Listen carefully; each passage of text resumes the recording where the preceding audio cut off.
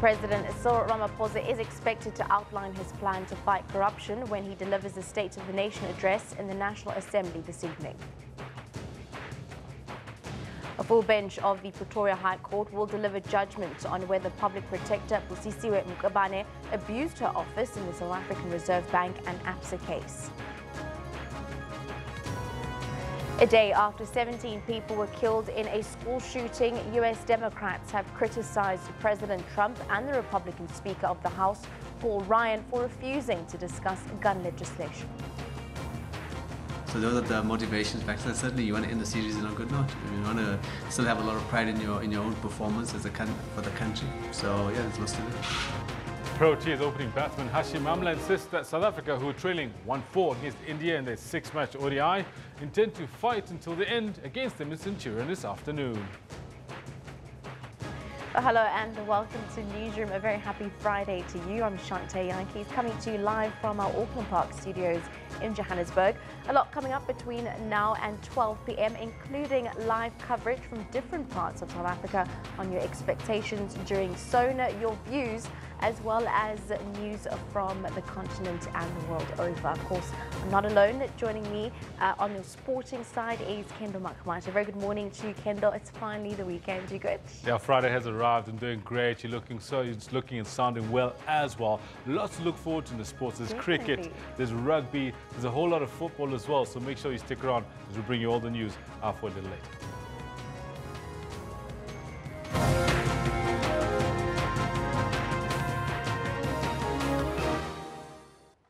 The top story at 9 o'clock, President Cyril Ramaphosa is expected to outline his plan to fight corruption when he delivers the State of the Nation address in the National Assembly this evening. Parliamentary preparations are well underway. For the first time in almost a decade, someone other than former President Jacob Zuma will walk on the red carpet to the doors of the Parliament to deliver the address. Roads, mostly in the Cape Town CBD, have been closed from 6 o'clock this morning to accommodate the address. Zuma was due to deliver the address last Thursday. However, National Assembly Speaker Baleka Mbete postponed it because of increased opposition to Zuma's leadership and mounting calls from the ANC NEC to recall him. Where's the Chief Justice walking through now with... Well, yesterday, Chief Justice Mogoeng presided over the swearing-in on the ceremony of Ramaphosa as the 5th President of South Africa. Ramaphosa then took the oath of office in Cape Town. ANC veterans, civil society and most opposition parties earlier welcomed Ramaphosa's election. Addressing the National Assembly, Ramaphosa vowed to serve South Africans with humility and dignity. Well, former President Thabo Mbeki says the election of Ramaphosa has inspired hope among South Africans.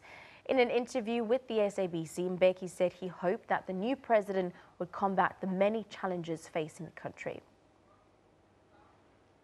It would be good if indeed we get into a situation where the country is not consumed about fighting about who is president and all that, but the country actually attends to the real challenges. The ones that I've mentioned. So I think the leadership of the ANC was correct to take the decision it took. And hopefully this new leadership in the ANC, in government, will understand what the population thinks. That it's not just, people to occupy seats and got new faces. It must be new faces who produce new results. And new results, we need to see these positive changes in terms of the lives of the people. And so that's what I hope President Ramaphosa, and congratulations to him on his swearing in and his election today and his swearing in as President of the Republic. But I'm quite sure that he is conscious of the fact that there is major challenges on which they have to focus. Well, opposition parties meanwhile warned Ramaphosa that his term will not be a walk in the park. The EFF fired the first salvo yesterday, calling for Parliament to be dissolved before staging a walkout. I do believe that when one is elected in this type of position, you basically become a servant of the people of South Africa, and I'll seek to execute that task with humility, with faithfulness, and with dignity as well.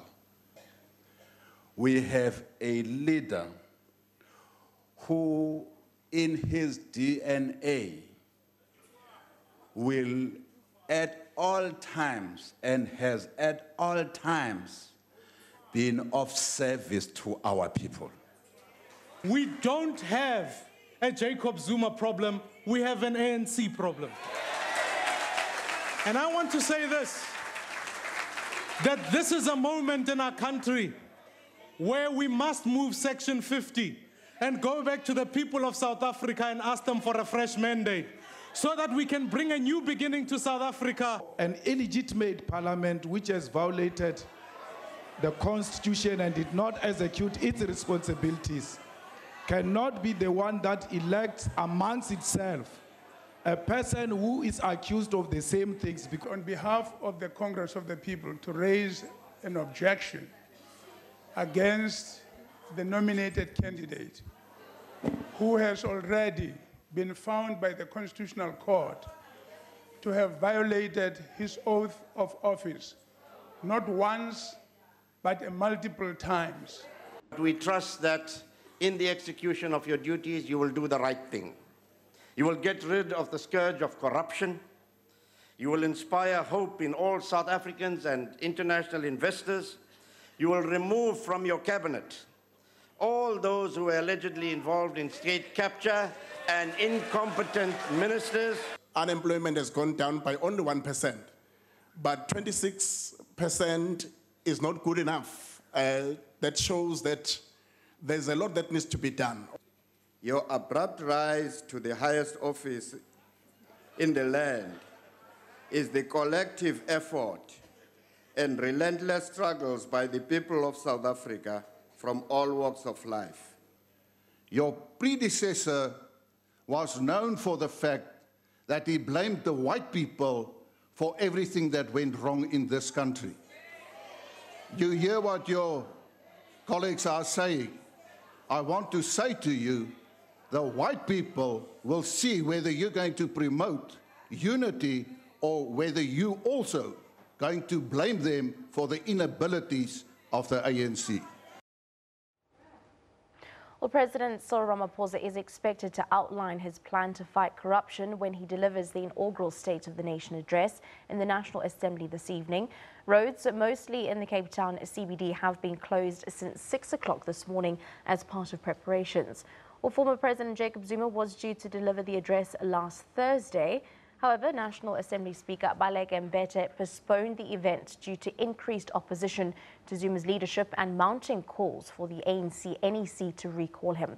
For more on the current political climate in the country, we are joined in our Pretoria studios by political analyst Mpumelelo Runji. A very good morning to you and a very warm welcome to Newsroom. Firstly, before we engage on SONA and what we can expect come this evening, Jackson Tempo has stated that himself as well as other ANC members didn't in fact know that President Jacob Zuma would resign. How factual do you think this statement is? I think that what we saw in the lead up to this moment is a political theater that was engaged in by both President Jacob Zuma and the ANC in Parliament as well as the ANC NEC. I think President Jacob Zuma was actually calling their bluff and pushing them to the brink and seeing how far they were willing to go to push him out of office.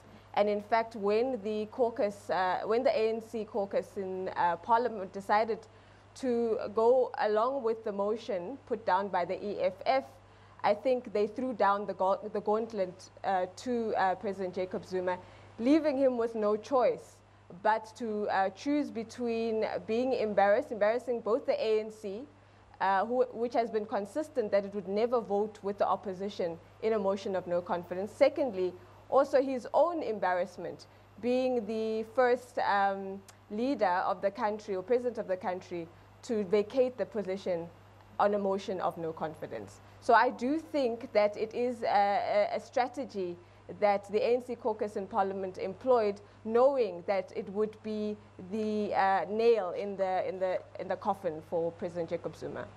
Now, moving on to SONA and the actual address, is it constitutional for a State of the Nation address to actually happen, or could we have continued as a nation without SONA taking place?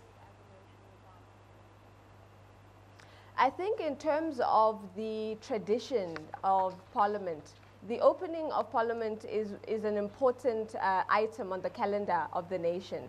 And it would have been a sign of instability, a sign of a lack of certainty for the SONA not to take place. The amount of consternation that it caused for the SONA to be postponed and almost cancelled is that it sent the message that there is a lack of synergy within the state. And so it was important, I think, that SONA be held to restore in the minds of South Africans the understanding and the knowledge that government is still in control and things are going on as they should go on. So in terms of constitutionally, I do not think that it would be a crisis. I have not actually looked into that to see whether or not it would be a constitutional crisis not to hold SONA.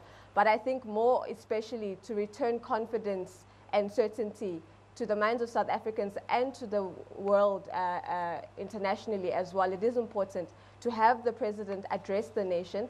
And it's also important because SONA is where the president announces the government's program of action for the year. So it's important that we hear what the government is planning to do, what programs and policies they are planning to implement. This is also significant because the ANC has just returned from its 54th conference.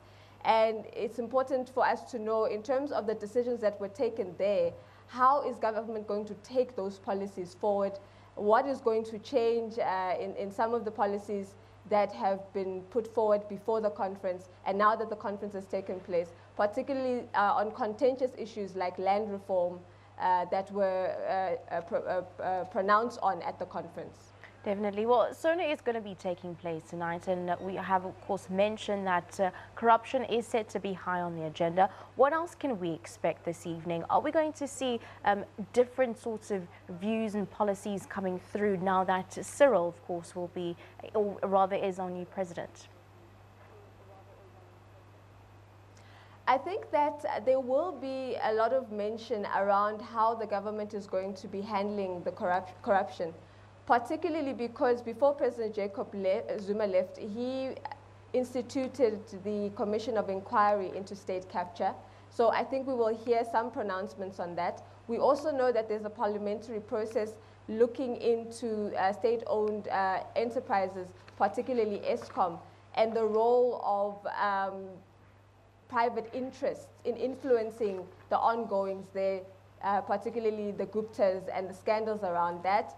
We do know that the NPA and the Hawks have been working closely together and very hard to ensure that cases are brought against those who are implicated in state capture. So we will hear a lot, I think, from President Ramaphosa around those issues. But also we must be aware that there are other pressing issues that the country is dealing with. The other thing that's going to be high on the agenda is the economy. We have seen that unemployment is stubbornly high, inequality has grown. StatsSA released statistics last year that showed that poverty has actually gone on the increase. We are not making progress on that. We must also remember that there's a process around Minister Batabile Dlamini around the question of SASSA and the crisis there at SASSA. So there is a lot on the plate of President Ramaphosa. In addition to that, we must expect some continuity. We will remember that President Jacob Zuma had presented to Parliament a program of the government, which is the 9-point plan, which focuses broadly on reinvigorating the economy and focusing on specific areas of the economy, infrastructure, the oceans economy, rail, transportation, and it's all around encouraging the creation of jobs and bringing back confidence, not only in general society, but particularly in investors and business. So there's a lot that President Ramaphosa has to say in the speech to reignite some form of enthusiasm for what the government is going to do to solve the challenges that the country is facing. Definitely. Nombolelo, I'm going to ask us to hold it there. Let's just cross over to see what's actually happening in Parliament. We will be coming back to our conversation. For SABC News in Cape Town, Abra Barbara takes us through what is happening as we have a look at the build-up to SONA, which is expected to take place this evening. A very good morning to you, Abra. Give us an update down there in Cape Town. Good morning, Shante. Yes, welcome to SONA 2018 in Cape Town. Things are a little bit more toned down this year compared to previous years, obviously because of the postponement. So certain things that would have been in place today, we're not necessarily seeing. So like, for instance, last night, Parliament was quite quiet compared to previous years. We never saw the practice parades, because normally the streets are full of, you know, the police and the horses, the cops on horses riding and practicing, and we have the Guard of Honor practicing the night before. So we never saw those kinds of things. I was walking around till quite late just to see what exactly is happening. So essentially it was just small updates. Parliament, of course, didn't have much time to get everything together for today. But yesterday we were told that everything is on track. It is all systems go, albeit toned down. But today we'll go ahead as planned. And with me right now to tell me more about today's events, it's the Deputy Speaker of the National Assembly, Ntatile Santinodi. Sir, thank you so much for speaking to us today. I know you have a long day ahead of you, so we really do appreciate this. First of all, tell us a little bit about your mood today, because that seems to be the first question that everybody's asking to the presiding officers and to politicians who will be being interviewed. How is this year different to previous years for you, if there is a difference? No, firstly, we have to say that we are relieved that we are able to catch up with the State of the Nation address. It's an important statement that we have established as a tradition, working together with the executive to have it done at a particular time. That we had to postpone was quite frustrating. But now that we are able to proceed, it's a relief, and we are excited that we are able to catch up so that we can give the incoming president an opportunity to speak to the nation, and in preparations for what is already underway for a debate to take place about that statement, as well as leading to the budget processes. The program will now be able to be in place as we speak. Ntate, in the run-up to today, after the postponement of the SONA on the 8th, some analysts, there was some school of thought that seemed to think we don't actually need a SONA because Parliament's going ahead with this work as it has been over the last few weeks. I mean, I've been here, committees have been sitting, yes. Parliament's been running smoothly. Yes. So some people did seem to think that, you know what, we actually don't need a SONA. What's your thoughts on that? No, we do need it. Partly also because we have established it as a practice. There's a sense in which the State of the Nation address provides an overview policy framework within which the budget will then be seen. And also that in debating the assessment of the country's political situation, it's an important one that must precede the tabling of the resources and their allocation. And so it's a useful one. It adds to the reason we have different political parties to debate. We are established to be a public forum for debate of public issues, so to speak. So it forms part of that. But if push came to shove, we could act differently and so on. But now that we have really established as part of the program of Parliament that we want that statement to be debated, that's the most essential part. People only look at the statement itself, but it's the debate that goes along with it that is equally crucial, so that the public can hear the various public representatives they send here with a specific mandate, how they respond to an assessment of a State of the Nation address from the President of the country. That's a very important part of the political process in this political institution. I would like to speak to you more about political processes, but my next question it's just on logistics. I see the red carpet is being rolled out furiously over here. Lots of things happening. I know that, I mean, since the announcement was made, I think on Wednesday, a lot had to be shoved into essentially a day and a half. Is this SONA going to be toned down in terms of logistics? Are there certain things that are going to be left out? And what are the normal things, the things we usually see, the most important things that need to be part of SONA? Which of those are still going to be part of the event today? Well, for practical purposes, people who normally would be around here have not been able to be here, including the various parts of ceremonial people who are present here and so on. So that's likely to not to be here in the numbers that we otherwise would have because of the, let's call it a disruption that occurred with postponement.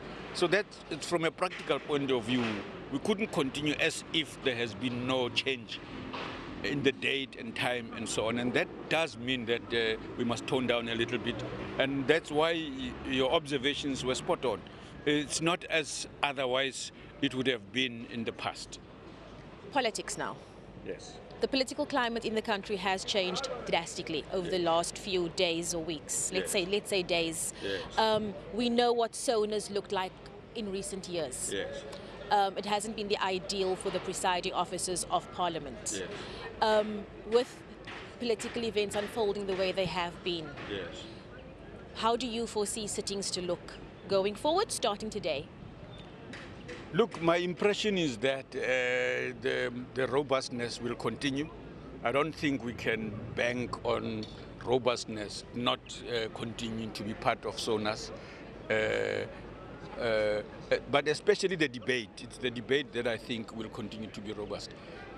Whether today we will have the usual drama and so on is still another question. We're always optimistic that people will choose a different way of expressing themselves rather than be disruptive and impose their agenda on the SONA. Because usually SONA is an agreement between all parties. This time it's beyond the House. It is also with the other house. In other words, the two houses come together by agreement. And so we hope that that process will continue slightly differently. But this is a hope.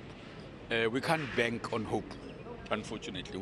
And this is the reason why it is important that the presiding officers continually seek to talk to political parties to change the style and the manner in which we come across. I heard the president speaking to that as well yesterday in his acceptance speech, expressing a wish that we can begin to come across to the country and the world differently.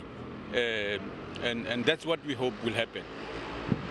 So I recall last year, there were big issues between the media and Parliament. Can you remember the media was very concerned about them being stuck into... Yes, quarantined, exactly. Yes. Corralled into a little tiny space. And I remember we still had big fights. Yes. I don't get that sense this year. Is that a deliberate act from Parliament side? No, we have had discussions with SANEF, with the media, with the Parliamentary Gallery Association, to sort out those things that happened and that created that problem. We are hoping that that will not happen because we don't think it is appropriate for media to be disrupted in the work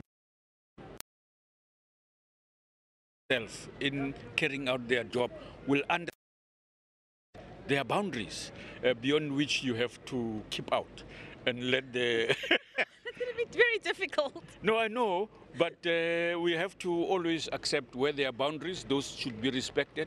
But where it's about your work and carrying out your work, that should not be placed under unnecessary stress and so on. So I think I missed the meeting with SANEF, but the report I got, it seems like there's general agreement of that it is never our intention to block the communication of the work of Parliament. It is in our interest that what happens there is as accurately, as objectively reported as it can be without any unnecessary hassles. Ntate Tenori, Deputy Speaker of the National Assembly, thank you so much for speaking to us. And I hope that you get a chance to sit down and relax your feet today. It's going to be a long day for you. It's going to be a long the next few days. It's going to be hectic for you. Yes. So I hope you get to get some rest this weekend at least, sir. Thank you. I'll take as much as I can. Okay. Thank you. Thank you so much. Yeah. Well, there you have it. We just a little preview of what's expected for today. Yes, things are going to be toned down, but the essence of today will still be there. We won't necessarily have everybody and have everything that we are used to having at SONA, but the most important event, the speech by the new president of the country, will be happening. And we'll, of course, be communicating with you on that throughout the day. Back to you in the studio. Thank you very much, Avery, giving us some of the preludes that we can expect come SONA 2018 tonight. Still joining us via our Pretoria studios, we are with political analyst Nompumelelo Rundi. A very good morning to you once again. Lastly, your closing sentiments on what we can expect for SONA come this evening. There is the temptation right now to think that the problems that we used to, or rather the problems that were faced by the ANC are over because of the euphoric mood in the nation. There is also the temptation for President Ramaphosa to think that he's starting on a clean slate. But he needs to use this opportunity and this goodwill that he now has from the nation and the opposition parties, where even the EFF has indicated that they will give him an opportunity to deliver the SONA without disruption. He needs to use this opportunity to rebuild the credibility of the ANC and begin to regain the confidence of the public in the ANC. Also, he needs to beware as he takes on this big responsibility that he does not get into the same pitfalls that President Jacob Zuma got into, where there was this personality cult built around him, elevating him to a status of being bigger than the party, elevating him to a status of almost being like a savior or messiah for the party and for South Africa. He needs to beware that the challenges that are going to face him in the next couple of months and next couple of weeks are going to be mammoth in terms of repairing the damage that was done in the last few years by the animosity and antagonism created by the leadership style of President Jacob Zuma. In addition to that, another important thing that President Ramaphosa needs to do with the state of the nation is he needs to lay a very strong foundation for the budget speech which is coming next week. Right now, there is a lot of uncertainty also around the fact that President Jacob Zuma last year announced free higher education. And there is a lot of uncertainty about how that is going to be funded. We know that we are facing a huge deficit in terms of the budget, and he needs to signal that the government is on top of this, so that when the finance minister presents the budget, there is some sense of that the government knows what it's doing and is competently handling the challenges that the country is facing. So I think that's the responsibility of President Ramaphosa this evening. That is what he needs to do, and that would be his biggest challenge. This will be his action statement that will carry him through the next couple of months. The next 18 months for the ANC are crucial because they're leading up to the 2019 elections, and he is going to be the flag bearer for the party. He's going to be the face of the party, and he's going to face a lot of attacks, a lot of resistance from the opposition. We know that today will just be a reprieve, but come next week, come the debate of his statement, the ANC is in for more criticism, more fire from the floor of Parliament. And because campaign season has begun in earnest, there's going to be a lot that is going to be done by the opposition parties to continue discrediting the party, even though President Jacob Zuma has vacated. So he must not think that he can now relax and he can ease into his new role. He's got a lot of work to do. Definitely. Thank you very much. Nompumelelo Runji in our Pretoria studios, unpacking what we can expect pre-SONA as well as what we're also expecting come SONA tonight, 2018.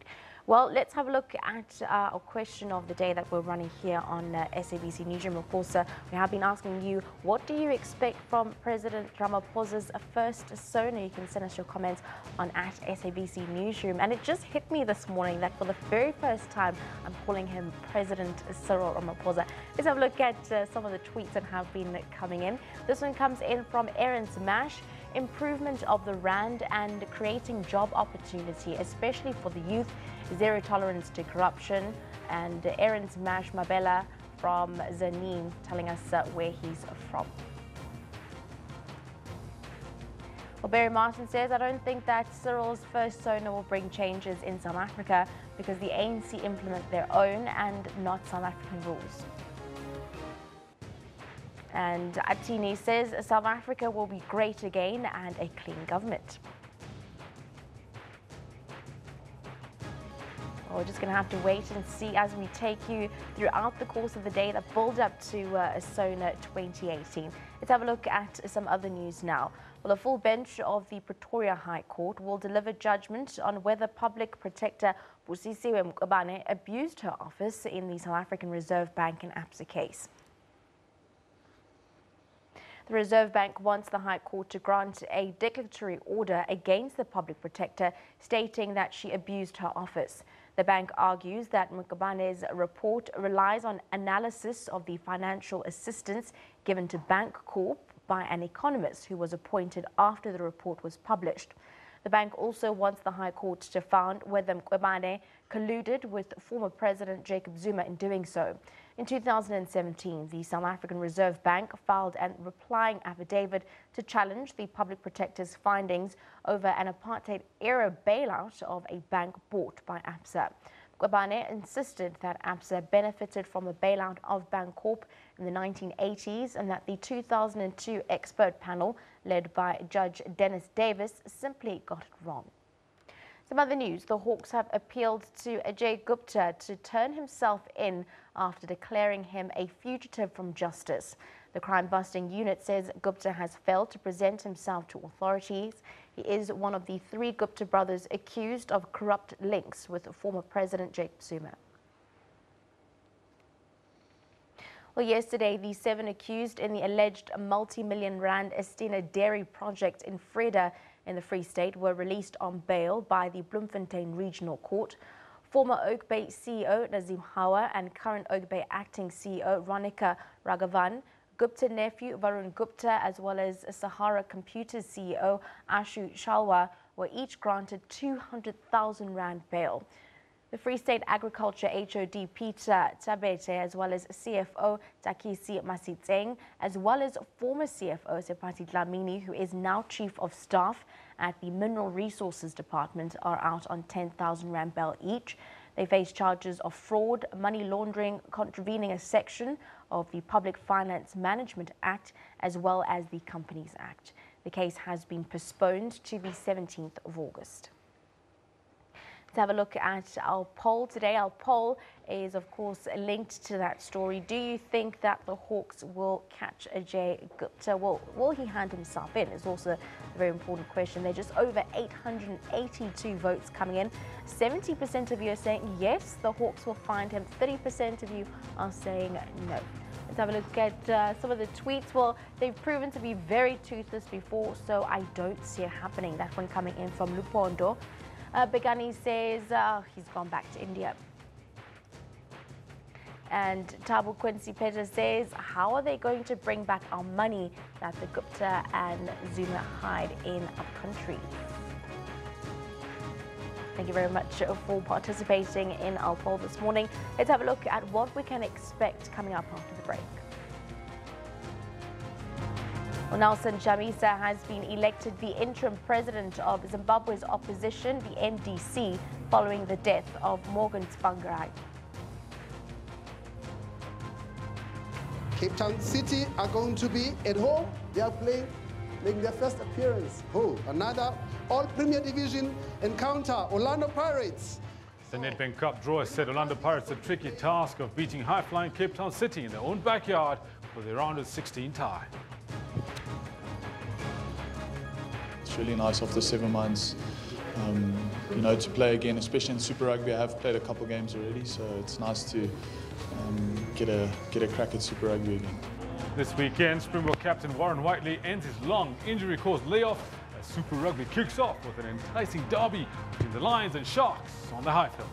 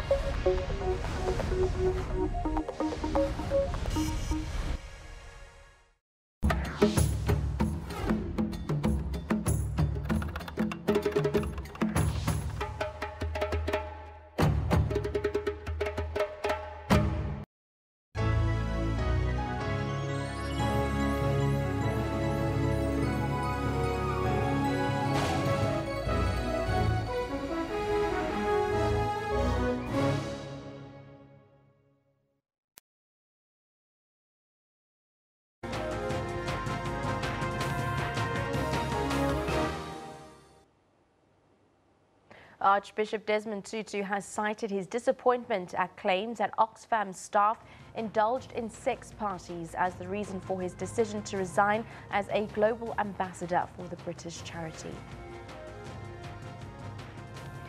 President Cyril Ramaphosa has conveyed his condolences to the government and the people of Zimbabwe on the passing of MDC leader Morgan Tsvangirai.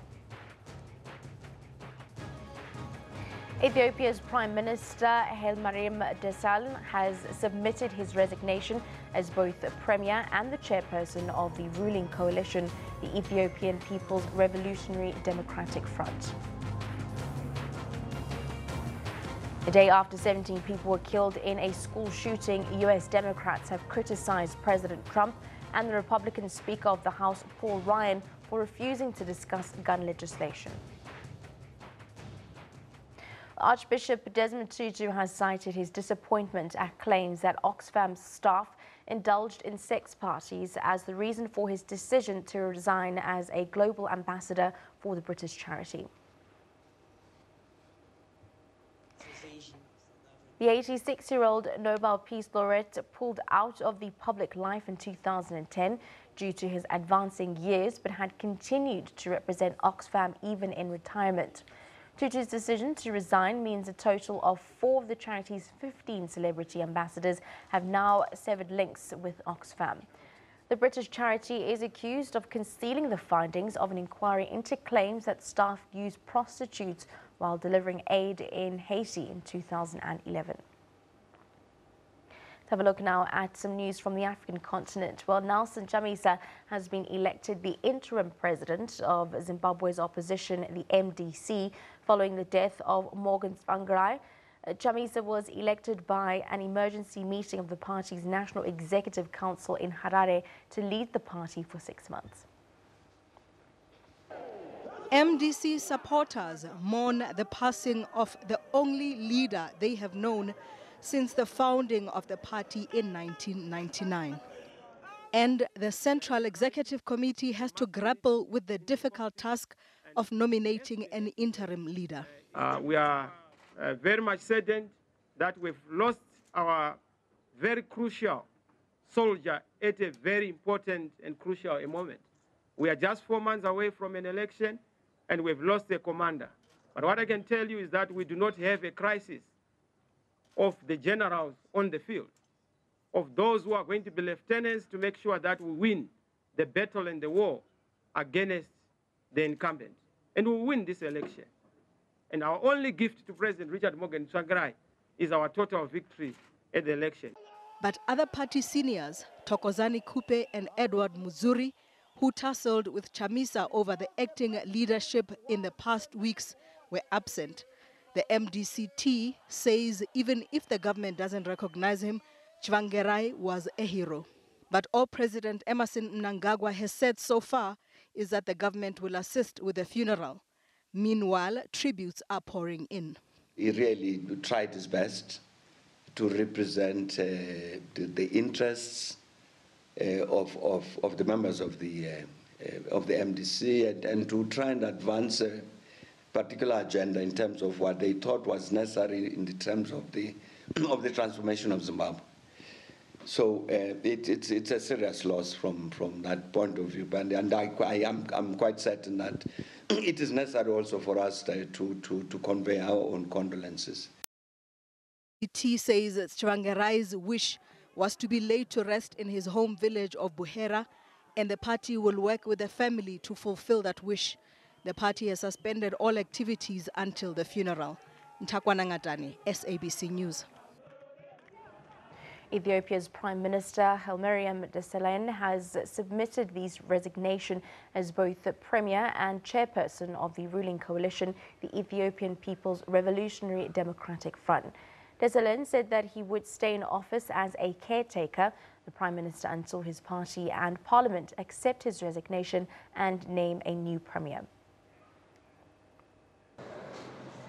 The resignation follows a political crisis and weeks of unrest in the country, especially in the Oromia regions. Early last month, the Prime Minister announced the release of political prisoners to ease tensions. The resignation is aimed at facilitating reforms following that unrest. Hundreds of people have died in the violence which began in 2015 following protests against political restrictions and human rights abuses. Desalegn succeeded Meles Zenawi, who died in 2012. EPDRF has ruled Ethiopia since 1991. Sarah Kimani, SABC News, Kenya. The United Nations brought over 1,000 African refugees to Italy from Libya who have been evacuated from detention centers described by humanitarian groups as inhumane. Hundreds of thousands of migrants have fled conflict or poverty at home and are now trapped in Libya, where they had hopes to pay people smugglers for passage to Europe via Italy. The UNHCR flew highly vulnerable refugees out of Libya to Italy since November 2017.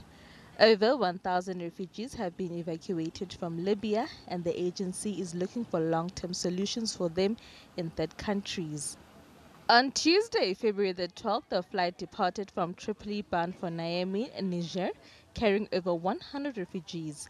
And on Wednesday, a second plane took 150 refugees from Tripoli to Rome. This brings the total to 1,084, the total number of refugees evacuated since the beginning of the UNHCR's operation 3 months ago. The African migrants, including small children, were covered in blankets or bundled in coats as they disembarked from the plane on a chilly evening. These are women, these are children and very young refugees that since a few years ago were in detention in a very risky situation. They are very vulnerable, and this is the third flight that is allowing us to evacuate urgently refugees from Libya directly to Italy, thanks to the Italian authorities. But today is even a very important day because we reached the threshold of over 1,000 refugees evacuated from Libya to safer countries. Now, for UNHCR, the most important thing is to have other places, other countries that express their will to receive these vulnerable refugees in very, very risky situations. The UNHCR estimates that over 18,000 people are being held in detention centers for immigrants that are controlled by the Tripoli government. It aims to evacuate as many as 10,000 this year. In the United States, a teenager has appeared in a Florida court for a gun massacre that left 17 high school students dead. 2 people are still in hospital, while 6 others are set to be on the way to full recovery. 19-year-old Nicholas Cruz went on a shooting rampage at his former high school. Cruz, who's been linked to a white supremacist group, has been described as a troubled teenager. He was expelled from school for disciplinary reasons and was known to be fixated on firearms. The massacre has meanwhile been described as the country's worst since the horror at Sandy Hook 6 years ago. Many mourners gathered for a candle-lit memorial. Let's have a look at what you can look forward to in this weekend's sporting question. That is our sporting question that we're asking you this morning. Of course, send us what you are looking forward to this weekend. Let's have a look at some of the tweets that have been coming in. And unfortunately, no tweets coming in just as yet. And we will have a look at these with Kendall Makamate after the break. Let's take a short break here on Newsroom.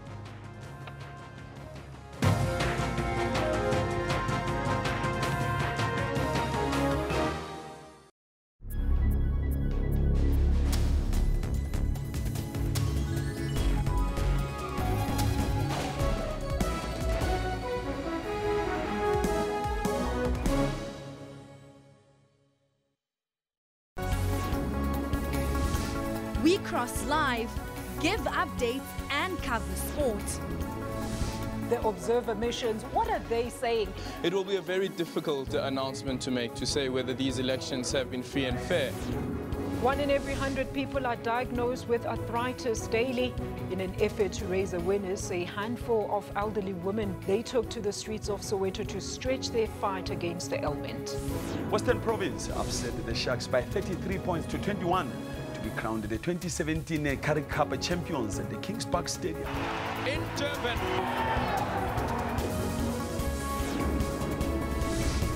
On time with weather every hour, all the time.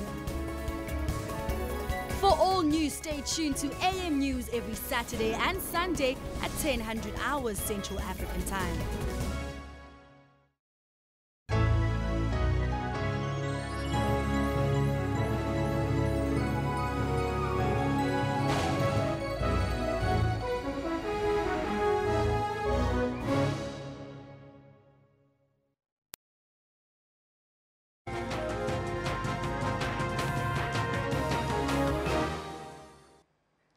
Welcome back. My name is Kendall Makamate. Time for some sporting news before we down with this particular bulletin. Now, the draw for the round of 16 stage of the Nedbank Cup has thrown out some very interesting fixtures. Again, Cape Town City coach Benny McCarthy will be squaring up against some familiar foes. Kaizer Chiefs were drawn first and will host Stellenbosch FC, who defeated Highlands Park in their round of 32 clash. Cape Town City will host 2-time winners of the Nedbank Cup, Orlando Pirates, in a match that will see Benny McCarthy up against his former team. Then Bloem Celtic, who eliminated the 2017 champions SuperSport United, will take on Richards Bay. Absa Premiership log leaders Mamelodi Sundowns will take on ECBs. Ubuntu Cape Town, who knocked out PSL side Polokwane City, will be up against their hosts Amazulu. And Chiefs in 4th and City in 5th have a chance to go above Pirates with victory tomorrow. This all in the Absa Premiership. They're on 31, Pirates in 2nd on 33, but have played 21 games. But we'll bring you all that a little later. Now, news that is actually very interesting for a lot of people about Bloemfontein Celtic. It's been revealed that it actually was not drugs that was found in their warehouse, in their old building.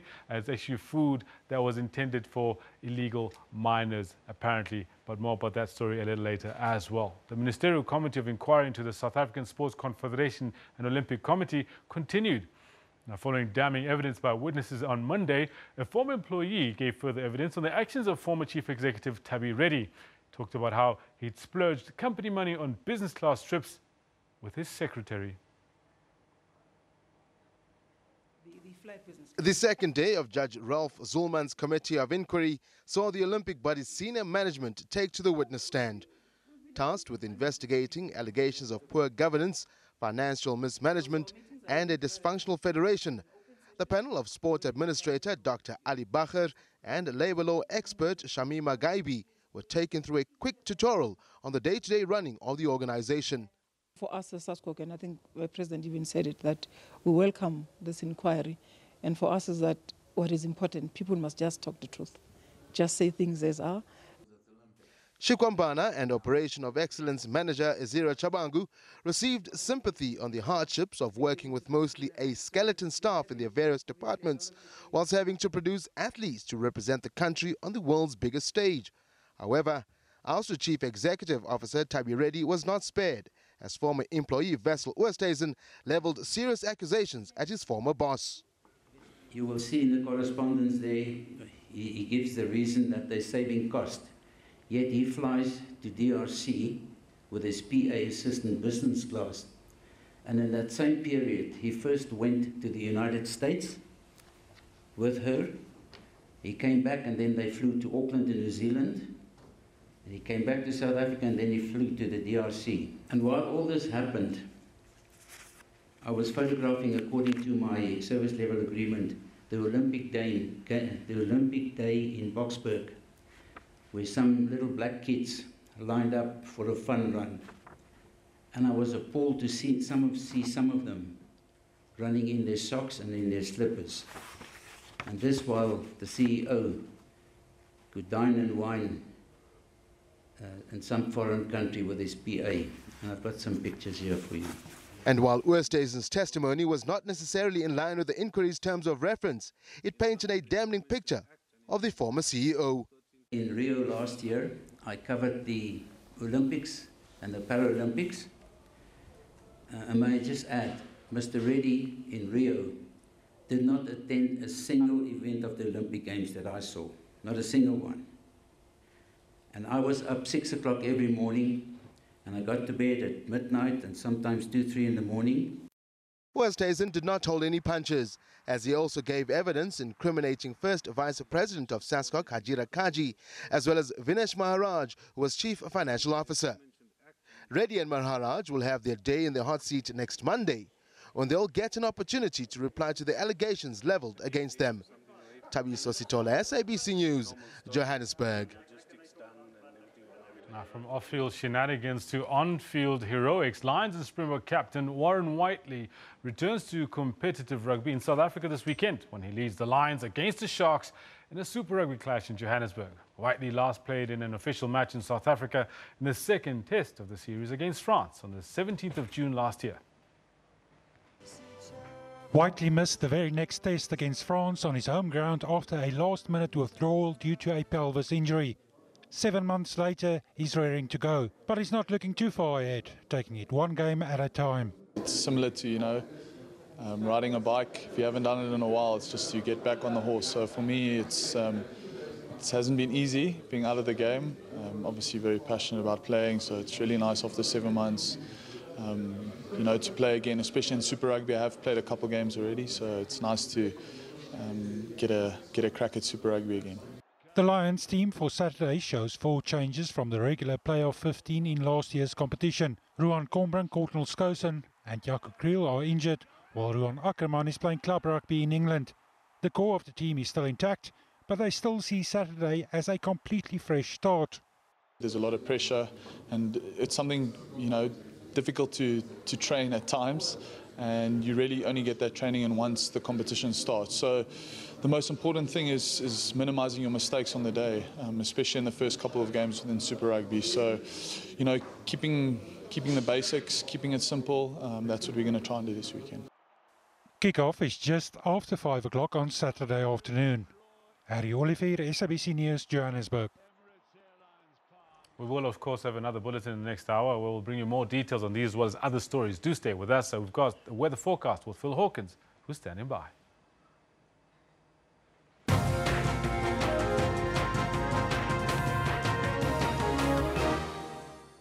Yeah, thank you very much. Let's get you that weather update, and let's start off by taking a look at the weather towards the eastern parts of the country. Today, South Africa's eastern regions expect up to a 60% chance of showers. That's primarily in the afternoon and the evening. It's extending towards the southeastern coastline, isolated showers along the southern coast as well as a low-pressure system starts to move along that southern coastline of South Africa. So that's brought in the afternoon and evening as well.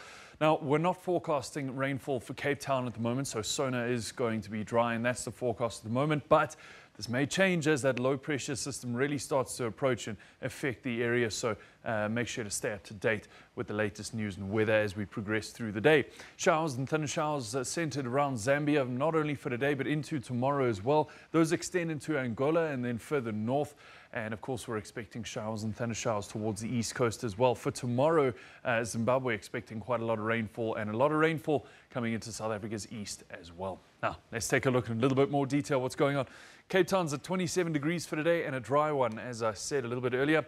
29 in Kumani, 30 in Durban, and temperatures of 29 in Pretoria. Moving further north, the wet weather continues, and we'll see temperatures rising rather high in Beitbridge and Gaborone, 36 and 34 respectively.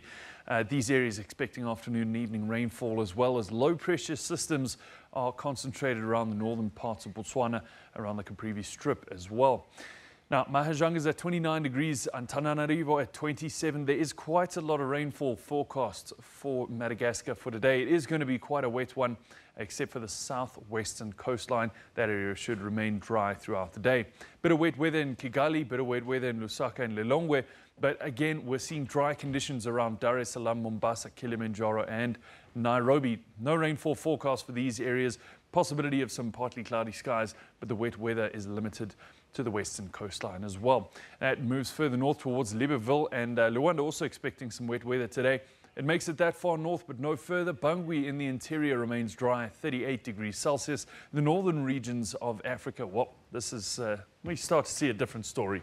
That low-pressure system that we've seen tracked moving south along the Italian coastline there is now starting to move over towards the interior and the coastal regions of Egypt. So, of course, that's bringing with it quite a lot of rainfall at the moment. As we progress on through the day and into tomorrow as well, we'll see that spreading that rainfall through the northern coastlines and parts of the northern interior of Egypt, and of course that then moves off in towards Damascus, in towards surrounding areas such as Syria, Jerusalem, and of course, if you're in these areas, expect cold and wet weather coming up. A little bit of rainfall on that southern coastline. Temperature-wise, this is what we're seeing: Djibouti at 26, Addis Ababa at 24. Very quickly taking a look at those northern regions with that low-pressure system just ahead of it, we're seeing temperatures in the 20s. Behind it, though, guaranteed tomorrow and the following day, we're going to start to see those cooling way down into the lower teens. This is where we'll leave your weather for now. Stay with us here, though, on the SABC.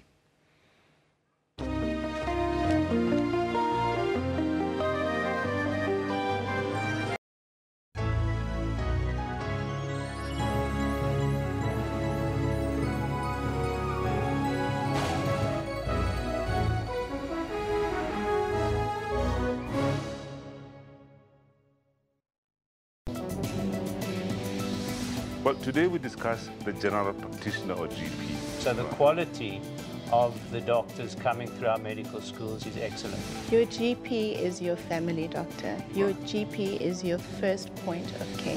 Who determines how much a consultation fee should be? We set up networks of general practitioners, and one of the conditions of the network was to agree to charge a certain fee. Specialists are specialists. We can't take away their role. We can't take away what they do for each patient in their disease entity. Our specialist colleagues as well don't appreciate patients coming straight off the street, as it were, to see them. They're highly trained. For health tips that will help you to adopt healthy living, catch Health Talk every Saturday from 9 to 10.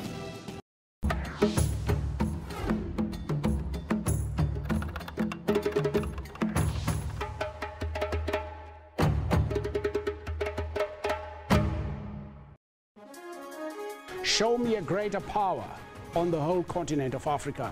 Show me a greater power anyway. 6th of June 1918 was the establishment of our movement to maintain that. We need to do something about the educational upliftment of the Afrikaner, and we also need to do something about the economic upliftment of the Afrikaner.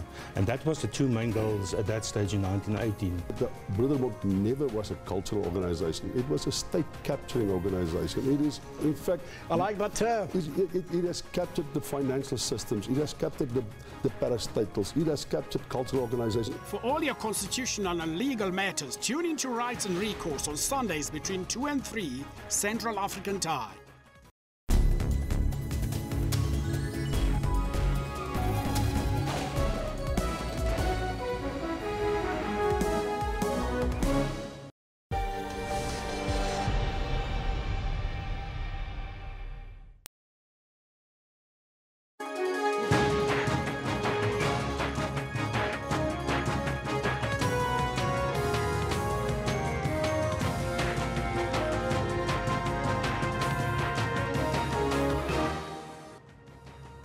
President Cyril Ramaphosa is expected to outline his plan to fight corruption when he delivers the State of the Nation address in the National Assembly this evening.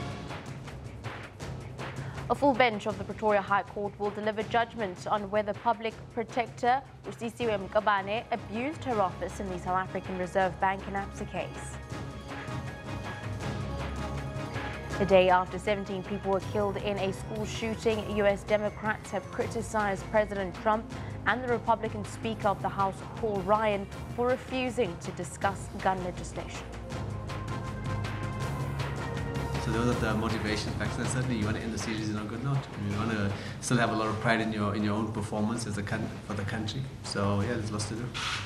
Proteas opening batsman Hashim Amla insists that South Africa were trailing 1-4 against India in their 6-match ODI series, intend to fight till the end against them in Centurion this afternoon.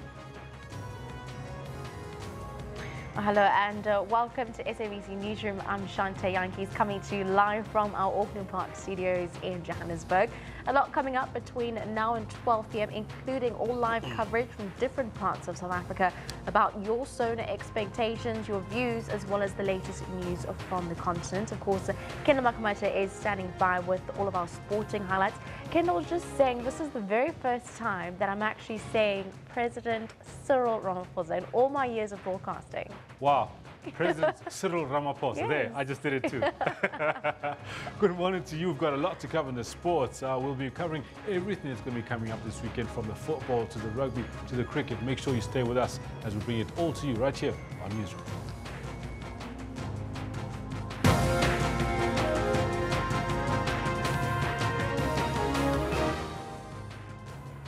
Your top story this hour, President Cyril Ramaphosa is expected to outline his plan to fight corruption when he delivers the State of the Nation address in the National Assembly this evening. Parliamentary preparations are well underway.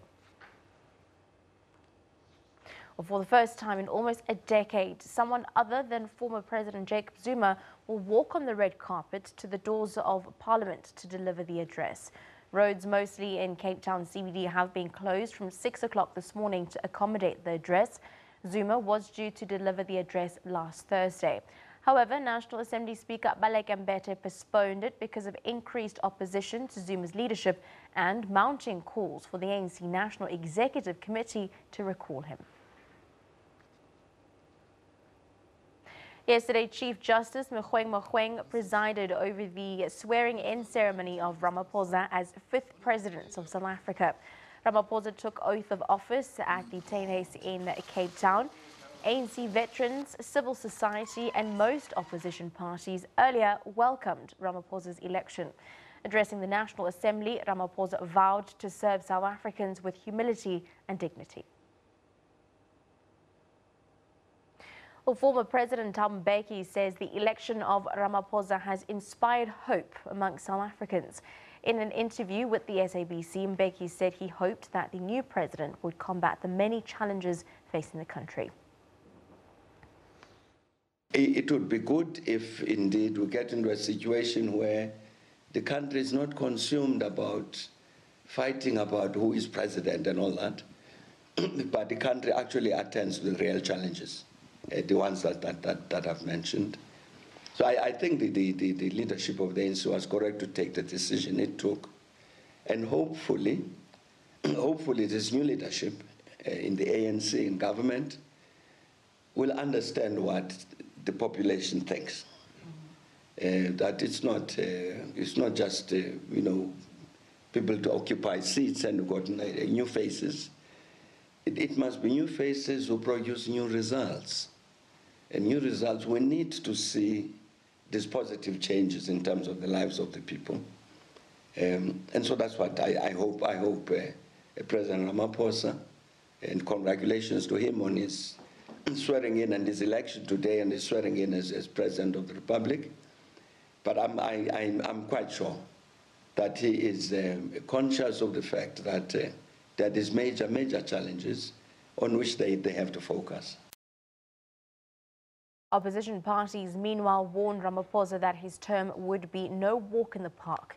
The EFF fired the first salvo yesterday, calling for Parliament to be dissolved before staging a walkout. I do believe that when one is elected in this type of position, you basically become a servant of the people of South Africa, and I'll seek to execute that task with humility, with faithfulness, and with dignity as well. We have a leader who, in his DNA, will at all times and has at all times been of service to our people. We don't have a Jacob Zuma problem, we have an ANC problem. And I want to say this, that this is a moment in our country where we must move Section 50 and go back to the people of South Africa and ask them for a fresh mandate so that we can bring a new beginning to South Africa. An illegitimate parliament which has violated the Constitution and did not execute its responsibilities cannot be the one that elects amongst itself a person who is accused of the same things. On behalf of the Congress of the People, to raise an objection against the nominated candidate who has already been found by the Constitutional Court to have violated his oath of office, not once, but multiple times. We trust that in the execution of your duties, you will do the right thing. You will get rid of the scourge of corruption. You will inspire hope in all South Africans and international investors.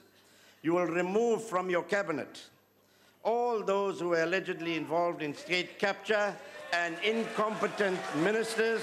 Unemployment has gone down by only 1%, but 26% is not good enough. That shows that there's a lot that needs to be done.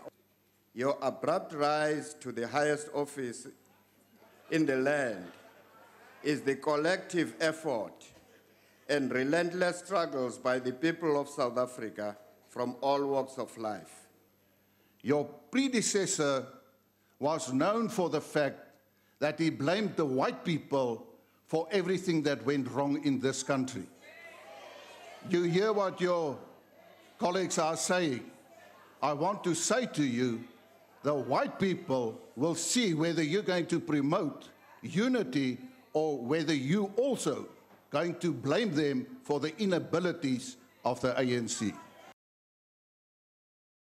For what ordinary people can expect from the State of the Nation address, we go to Mpumalanga. Sibongile Mkani Olweni joins us now. Very good morning to you, Sibongile. What are people from Mpumalanga expecting to hear from President Cyril Ramaphosa? Yes, good morning. We're coming to you live from Nelspruit CBD in Bombela. The sentiment is one really from yesterday, the departure of President Zuma to the swearing in of the new President Cyril Ramaphosa. People are talking employment. They want jobs, they want to be working. Currently where I'm standing at the CBD where there are guys that are seated here. They usually line up this street. They are looking for casual jobs and people come and pick them up. When we were setting up earlier on before this interview, some of the guys were actually angry at us for coming here to set up cameras, saying that we are raising false hope. What does this new president coming in is going to bring for them. They've been here for years asking for employment and they have not been employed. But the few that stayed and allowed us to film them and talk to them are just going to tell us their struggles and what do they expect from the State of the Nation address this evening. Baba, uthi wena ufuna ubaba Ramaphosa athini? Hey, sinesicela ukuthi uRamaphosa asiphathele ishintsho lelingatofanana nalomnyaka lesibuya kulobu phethe babe Zuma, Jacob Zuma. Ngoba naye uke wasithembisa umsebenzi kuze kube nginamhla solo umsebenzi asiyithola. So manje siyacela kakhulu kuba uRamaphosa ukuthi ukuqala nje akasicabangele nje bahleli lana estradini sifuna umsebenzi. Kudla kuyadura, transport iyadura, kusuka eSkomu utelana imali. Sifike lana umsebenzi wawutholi, ufuna ubuyele emuva awunamali ukubuyela emuva. Sekuba madima ekhaya bakubukelela ukuthi utawubuya awubuyi. Isikhathi lesithe kakhulu sihleli lana njengami ngina 4 yeminyaka nithi inyanga etulu lo ngumaketha umsebenzi lana but solo akuqaqi ba president angena aphuma shintshana solo akwendekile. He's basically saying he's been coming here every day for the past 4 years looking for employment. He's saying food prices have increased. Transport for him from the township to come to town and sit here looking for a job. Sometimes he sits here the whole day and has to leave without nothing, and he has to face his family at home, coming home empty-handed without nothing. So he's basically saying that President Ramaphosa, the first thing that he must consider is creating employment. Wena baba unesikhathi singakanani uhlala la and uthini kuRamaphosa? Nami ngicishe ngiminyaka wami we7 ngisolo ngikhona lana since 2011. Ngiyacela kakhulu kuba beSiril Ramaphosa, we want permanent job. So nami ngithemba ukuthi njengoba angenile uzohamba naye ngendlela lenhle ebantwini alethele abantu permanent job. Baphele abantu labahlupheka kube ngoba izinto i-cost of living vele iphakeme kakhulu, into iyakhuphuka. Nathi we deserve ukuthi sikhona ukuthi sondle emakhaya ethu sithole permanent job. Siyabonga. He's saying that he's been sitting here since 2011. That's 7 years, coming to this spot every day, hoping for jobs. These are people that have driver's license, some of them. Some of them are painters. They have some of them have matric, but they're saying that they're struggling to get jobs. They want permanent employment, and they are begging and urging the new president to make it a priority that employment is in the top of his list as he delivers the State of the Nation address this evening. Wena baba ukhala ngani? Sinami nje ngitobonga ukuthi uRamaphosa mangenwe manje bakhombise ukuthi sibantu thina la ngaphandle neminyaka eminingi siloku siphila ngamata umsebenzi awukho. Sifuna umsebenzi usuke ekhaya unengane eziyi5 ezinye izingane zifuna uyafunda zifuna imali awunamali. Wena baba umsebenzi ukwazi ukwenza umsebenzi onjani? Mina ke usho ukuthi ngemina njengami ngumuntu engipendako and then ngiyaplastela ngiyafixa amapipe amanzi ukuthi amanzi aphuma ngikhona ukuvalela libe right. He's also saying the same thing. He is a handyman, a plumber. He can do all those things, but he's urging, message is one. President Ramaphosa must prioritize job creation, employment. And with that, it's back to you in studio. Thank you very much. That was our SABC reporter, Sibongile Mkani Mpolweni from Mpumalanga, on what residents there in Mpumalanga are hoping to hear and see change with the new government coming in. Well, in the northwest, Oleboheng Joselense will be giving us updates as to what the people in the northwest would like to hear come the 2018 State of the Nation address. Let's have a look at some other stories that we can expect today. We've also been speaking to Abra from Parliament in Cape Town. Of course, she's been giving us updates there as to what is happening in Cape Town and the build-up there. Earlier on, just describing that the mood is very different from the previous sodas, also very, very rushed. Let's go to Leboheng. She is ready for us in the northwest. A very good morning to Leboheng Joselense for SABC News. What are people looking for the address tonight in the northwest province? Good morning, Shante. I am at Disaning village, just about 30 kilometers from Mahikeng. I'm at a sub-village called Sitlabaning. You know, the situation is so dire here that all the people want is some form of accommodation, some form of proper housing. Where I am right now, it's a village that is, comprises of mud houses. And the people are saying that it's so sad to find out that even so many years into the dawn of democracy, they still find themselves living in squalor. I'm with a family right now of 15 people who live in a 3-roomed mud house. I'm going to be talking to one of them right now just about their challenges and what their hopes are for the new president. Utladisa, dumela khaitsedi, ntlhalosetse wena gore mo motseng wa lona ditlhokego tsa lona ke eng thata thata? Re tlhoka mato, re tlhoka motlakase, re tlhoka metsi mosizo. O ntse o mpolelela gore ha ise o botsame wa tsena sekolo ha e sa le nna wena mo botshelong, mabaka a seo keng? Ke go tlhoka tšhelete ausi. Yaanong o eletsa gore Cyril Ramaphosa jaaka moeteledipele o montšha wa naga ya rona ya Aforika Borwa a ka tlisa diphetogo tse di ntseng jang mo matshelong a lona? Ne re kopa gore a tlise bo matlo, bo motlakase, bo metsi. A tle gore thuse dilo tse dingata. Ditiro tsone mosebetsi, re tlhoka mosebetsi, ra sokola, re bereke. Sa rona ke go tshwara dijopo ya la metseng e be re feletse.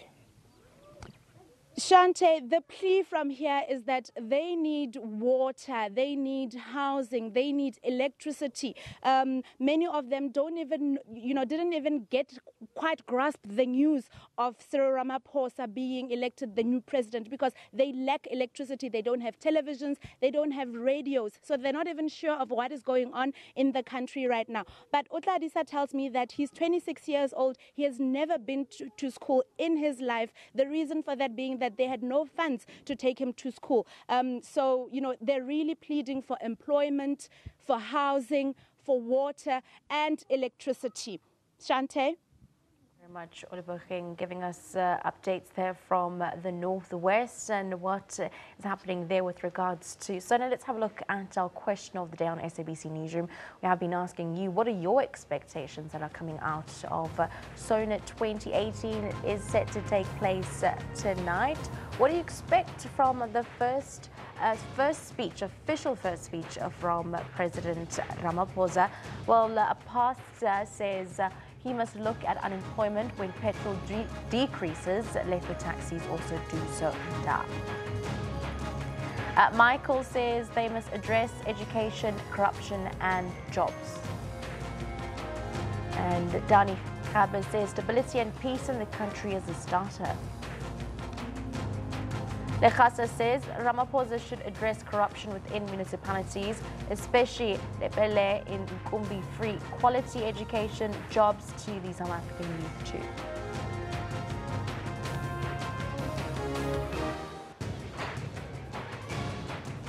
Well, continuing with your rolling coverage and the build-up to the 2018 State of the Nation address, Abra Babia joins us once again from Cape Town. A very good morning to you, Abra. Essentially, what more details do you have as we continue with tonight's build-up?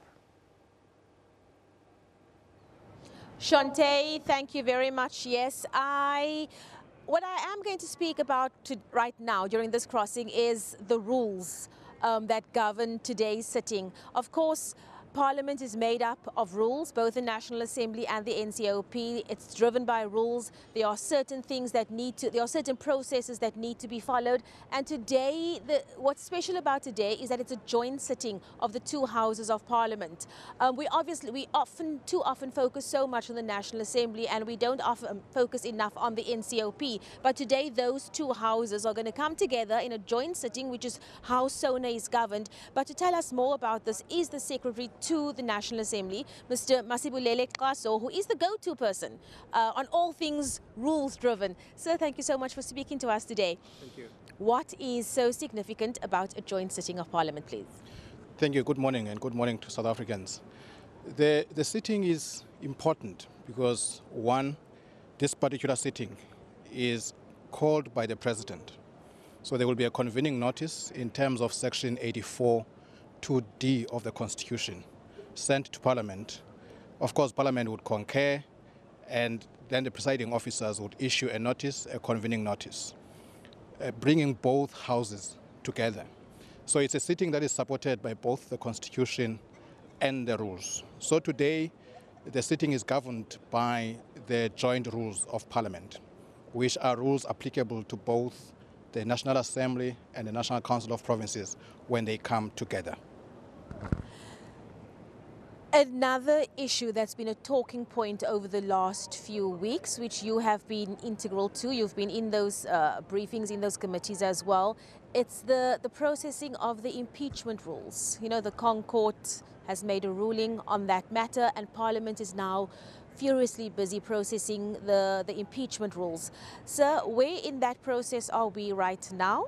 And what exactly is impeachment versus a motion of no confidence? I mean, we hear the US speaking about impeachment all the time. We actually don't have those rules as such in Parliament at the moment, and that's currently what you are working on. The Constitution has two provisions that deal with the possible removal of the president. There's Section 102, which deals with the motion of no confidence, which would have been dealt with yesterday. And there's Section 89, and what has come to be referred to as impeachment processes. Section 89 deals with the removal of a president from office. Now, you would be aware, and South Africa would be aware, that there was a court case towards the end of last year, and judgment came out, I think, on the 29th of December, if I'm not mistaken, to the effect that while there is a provision in the Constitution that deals with the removal of the president, Parliament needs to put rules in place, a mechanism within Parliament to regulate that process. You would be aware that a few years back, we were also asked to put rules in place to regulate the vindication of the rights contained in Section 102, which is the motion of no confidence. Now, this one deals with Section 89. So Parliament is in the process, and maybe to be more specific, the National Assembly is in the process of putting those rules together. There have been meetings of the Rules Committee, subcommittee of the Rules Committee, and there was a meeting of the Rules Committee, and there are drafts on the table that are being considered by the parties within Parliament. So from the last meeting we heard about a week or two ago, political parties were given 2 weeks to look at the rules, interrogate them, make proposals, and come back to the process. So where we are at the moment, we're at the point where at a given point, at a given time, there will be a meeting of the Rules Committee, and political parties will come together, place their proposals on the table, their inputs on the draft rules, and hopefully the Rules Committee will then agree on the rules. I know that the Rules Committee has said that before the end of March, I think by mid-March, we should have those rules in place. So from the Rules Committee, there will then be a report that goes to the House. And the House eventually will then pronounce itself on the rules. So once the House has said yes to the report of the Rules Committee, then they become part of the rules of Parliament. And those will be the rules that are applicable in general when it comes to the removal of a president. And we know that there are certain conditions that are listed in the Constitution: serious violation of the Constitution, serious misconduct, inability to perform the duties of the office. So the rules are intending to regulate that process, what processes we must follow. Staying with rules, my final question to you today, sir. In recent SONAs, we've seen the disruption of SONA, and there are rules which govern the behavior of MPs, because they also have to act within certain boundaries. Remind us of what those rules say if any political parties should act in a way that is not appropriate for a sitting like this. Yeah. Firstly, about today, it's SONA, State of the Nation Address. It brings together various stakeholders. The three arms of the state are gathered here together. So today's sitting is not a debate. It's meant for the President of the Republic to deliver the address in Parliament, but meant for the rest of South Africa. And then there are rules that are applicable. And as I said, there's only one speaker, basically, one person to address. The debate will come next week. But in the event that there are issues to be dealt with, there are rules that deal with the maintenance of order. There are rules that deal with debate, to regulate debate. So things like unparliamentary expressions would not be applicable. Things like point of order, because a point of order must relate to matters of procedure. And questions of privilege or point of privilege must relate to issues of privilege. And those are listed, among others, in the Powers and Privileges Act of 2004. And those would be things like threatening another member, making it impossible for the member to perform their function, or preventing members from getting into the House. And there are various others that are listed. So when you talk about privilege, there are specific areas that are regarded as privilege within Parliament. Not everything is not a point of privilege. And then, of course, there will be issues about point of procedure. So point of order must relate to points of procedure. So presiding officers would rule on those issues, and hopefully members would comply with the rulings of the presiding officers. But in the event that there is no compliance with the rulings of the presiding officers, there's disregard for the procedures, the rules empower presiding officers to exercise certain powers, and those would include the removal of members. But that is the very, very last resort after everything else has been attempted. Mr. Klaso, thank you so much for your time. Thank you for speaking to us. I heard you were about to say, in the unlikely event of anything happening, anything out of the order happening today. And we hope that that will in fact be the case, that we will have a peaceful SONA, a SONA where the president will be able to deliver his address. And yes, we're hoping to see a good day today in Parliament. From our point of view, we always hope to see a good day. We deal with honorable members, and that is really what we are expecting, that the proceedings will go in terms of the rules, and that is really what we can hope for. Thank you so much for your time, Sishante. That was Mr. Klaso, the Secretary to the National Assembly, just breaking down a few rules that are going to govern today's sitting. So we'll be going back to you in the studio now. Thank you very much for giving us an update there, Abra Barbara, for SABC News in Cape Town, giving us a prelude as to what we can expect to come SONA 2018 this evening, giving us all the live updates from Parliament. She will be giving us all those updates up until 12 o'clock in the afternoon. Well, moving on, the City of Cape Town Mayor Patricia de Lille narrowly survived a motion of no confidence vote against her. Earlier yesterday, she walked out of the meeting in protest after the Speaker ruled that the voting would take place via open ballot. Continued in de Lille's absence. 110 council members voted for her to stay. 109 voted for her to go, and 3 abstained. Opposition parties assisted de Lille in the motion. You know what you do, you present yourself as weak. And when the enemy is convinced that you are weak, and you hit hard. It's exactly what the DA has been undermining the ANC because we don't have numbers. They've been doing all these kind of things. And we knew exactly when we were going to hit hard.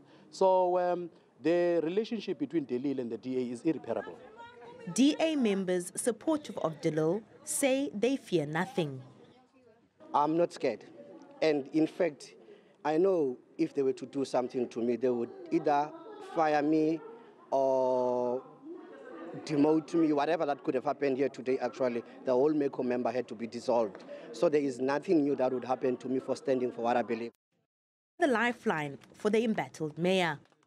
My focus now must be to reach out to the other half of the caucus, but also to suggest a process of mediation, go forward so we can find each other. Despite losing, the DA says it feels the motion was justified. The DA says the charges against de Lille remain. Nomao Tusolwandle, SABC News, Cape Town. Well, Free State Sports MEC Machabo Lito as well as Bloem Water CEO Dr. Limakatso Morosi have arrived at the Bloemfontein Magistrates Court. They face corruption charges relating to the alleged irregular awarding of tenders dating back to 2013.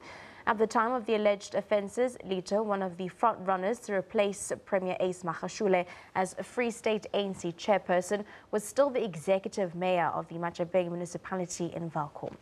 In some other news, a full bench of the Pretoria High Court will deliver judgment on whether Public Protector Busisiwe Mqabane abused her office in the South African Reserve Bank and the ABSA case.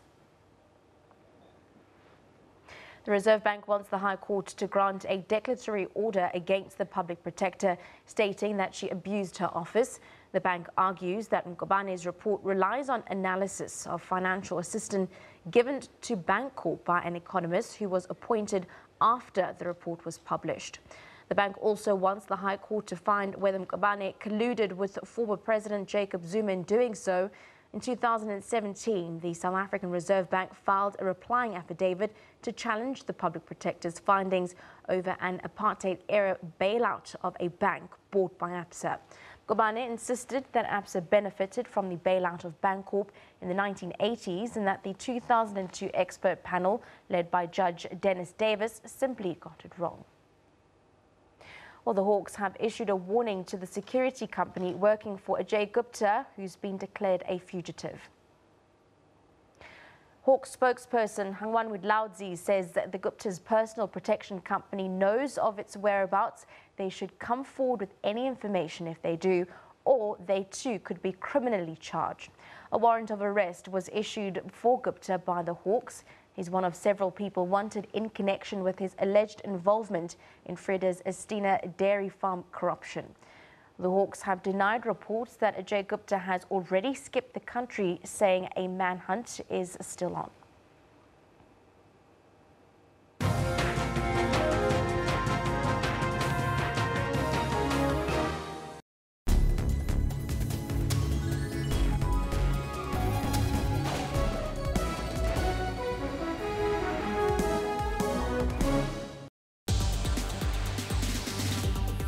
Technology is used for both positive and negative. Some governments block the internet in times of protest. With this internet blackout, it's impossible for me to do it, so I have to travel to Douala. This act is a true violation of the rights of citizens. In Africa, people are always coming up with innovative ways to use technology to solve some of their problems. The more interesting piece of technology is actually the artificial intelligence. AI, it's utilizing data to make your life easier. On Network, we give you Africa's technology and social media news. For all your technology news, join Siphumelele Zondi every Saturday at 17:30. South Africa is in need of a frank dialogue about the state of our nation. My name is Onkgopotse JJ Tabane. Join me on Frankly Speaking every Sunday at 8:30. Come now, let's talk frankly.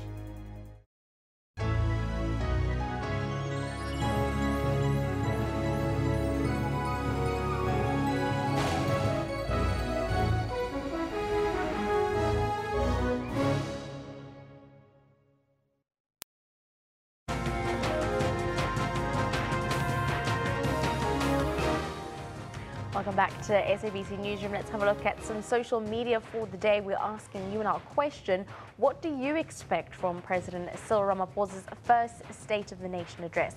Let's have a look at some of the tweets that have been coming through there. Well, this one comes in from Lucas. I think President Ramaphosa's maiden speech will be based in resolutions of the ANC 54th conference, especially the free education and unemployment aspects. General Africa Kobane says the unemployment rate of graduates in the country should be given too much attention as opposed to how it has suppressed and been ignored during previous surges. Let's have a look at our poll question for today. We're asking, do you think the Hawks will catch Ajay Gupta? Of course, they have not confirmed or denied that he is on the run. Over 980 votes coming in, 70% of you are saying yes. 30% of you are saying no, the Hawks will not catch Ajay Gupta. Let's have a look at some of the tweets and the comments behind those numbers there. Well, Jacob says you can run, but you can't hide. Atini says, in my opinion, no, they won't catch him. He ran away after the ANC conference in December.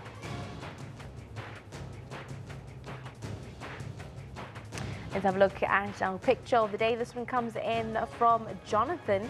Well, these African presidents have been forced to resign. Jose Eduardo dos Santos of Angola, September 26, 2017. Robert Mugabe of Zimbabwe, the 21st of November 2017. Jacob Zuma of South Africa, 14th of February 2018. Hailemariam Desalegn of Ethiopia, 15th of February 2018. Have a look at our comment of the day. This one comes in from Edmund. If indeed the Ethiopian Prime Minister Hailemariam Desalegn has resigned due to pressure from protesters, then we can surely say that people power is taking root on the continent. That never crossed my mind that the Ethiopian center of power would be shaken by people. Never. Let us wait and see. And definitely been seeing that transition in many African countries in the past couple of months. Let's have a look now at what's making headlines front page and center globally in our newspapers this morning. We'll start off here at home in South Africa. The Star is reporting that newly elected President Cyril Ramaphosa is under enormous pressure to appoint a cabinet that will signal his seriousness about rooting out corruption and fighting state capture. In Namibia, the Namibian says the Anti-Corruption Commission's seizure of 2 lorries carrying timber alleged to have been illegally lodged in the Zambezi region was unlawful. This is according to a judge that ruled in the Windhoek High Court yesterday. And finally, in Swaziland, the Swaziland Observer reports that in a bloody Valentine's ordeal, Mbabane-based taximan brutally killed his girlfriend before committing suicide. Have a look at what we can expect after the break. Well, Nelson Chamisa has been elected the interim president of Zimbabwe's opposition, the NDC, following the death of Morgan Tsvangirai. Cape Town City are going to be at home. They are making their first appearance. Another all-Premier Division encounter, Orlando Pirates. Nedbank Cup draw set Orlando Pirates a tricky task of beating high-flying Cape Town City in their own backyard for their round of 16 tie. I'm very passionate about playing, so it's really nice after 7 months, you know, to play again, especially in Super Rugby. I have played a couple games already, so it's nice to get a crack at Super Rugby again. And this weekend, Springbok captain Warren Whiteley enters a long injury-caused layoff as Super Rugby kicks off with an enticing derby between the Lions and the Sharks on the Highfield.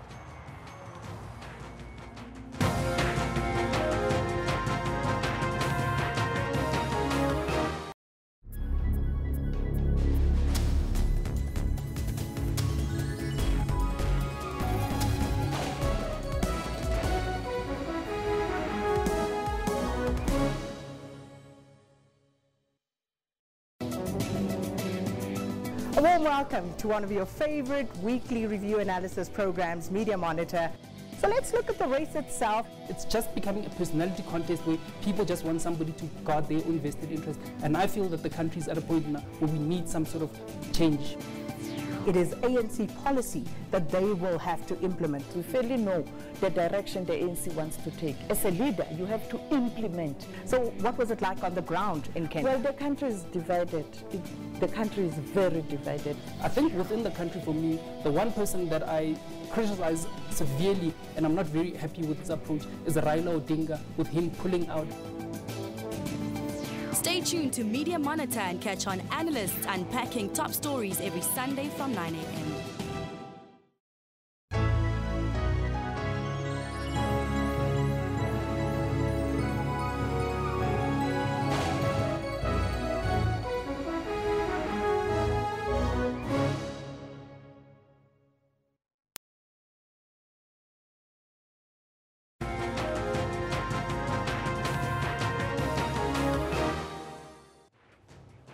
Archbishop Desmond Tutu has cited his disappointment at claims that Oxfam's staff indulged in sex parties as the reason for his decision to resign as a global ambassador for the British charity.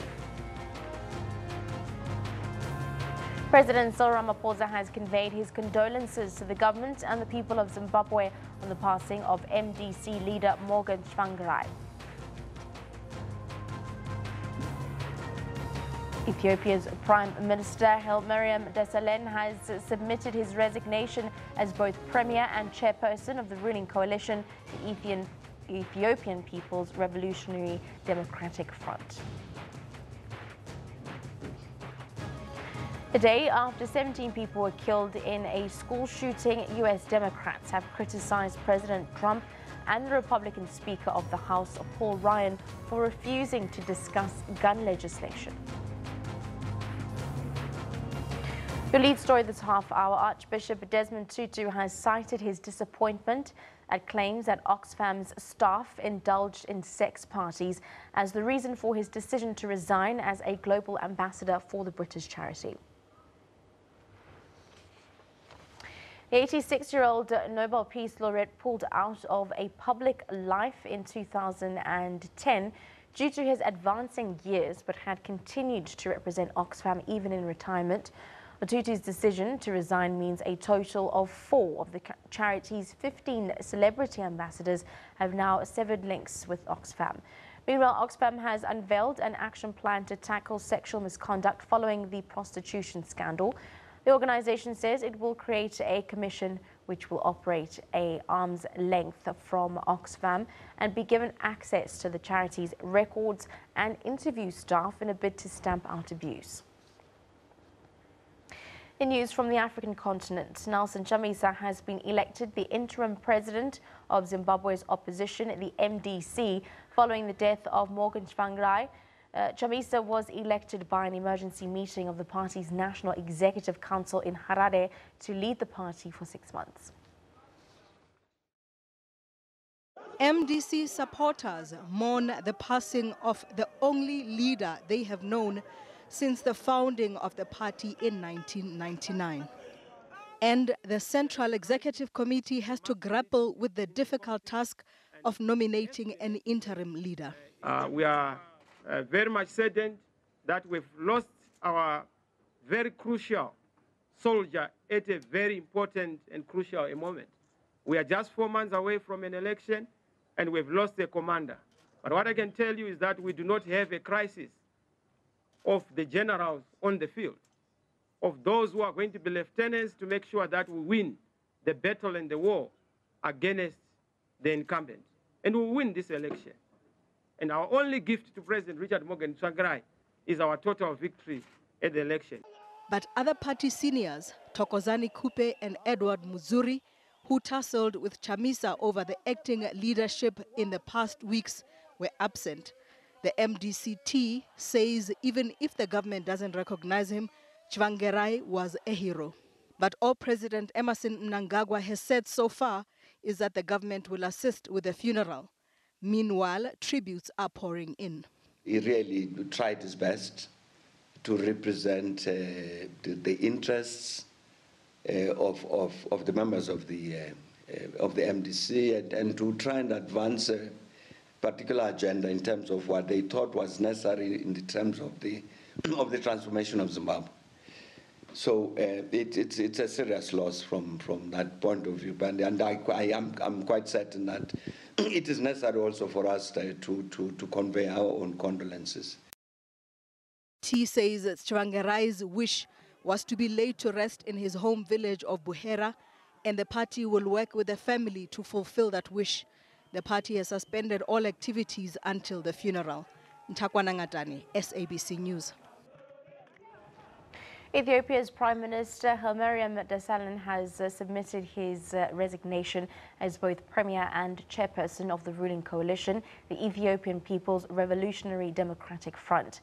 Desalegn said that he would stay in office as a caretaker Prime Minister until his party and Parliament accept his resignation and name a new Premier. The resignation follows a political crisis and weeks of unrest in the country, especially in the Oromia regions. Early last month, the Prime Minister announced the release of political prisoners to ease tensions. The resignation is aimed at facilitating reforms following that unrest. Hundreds of people have died in the violence which began in 2015 following protests against political restrictions and human rights abuses. Desalegn succeeded Meles Zenawi, who died in 2012. EPDRF has ruled Ethiopia since 1991. Sarah Kimani, SABC News, Kenya.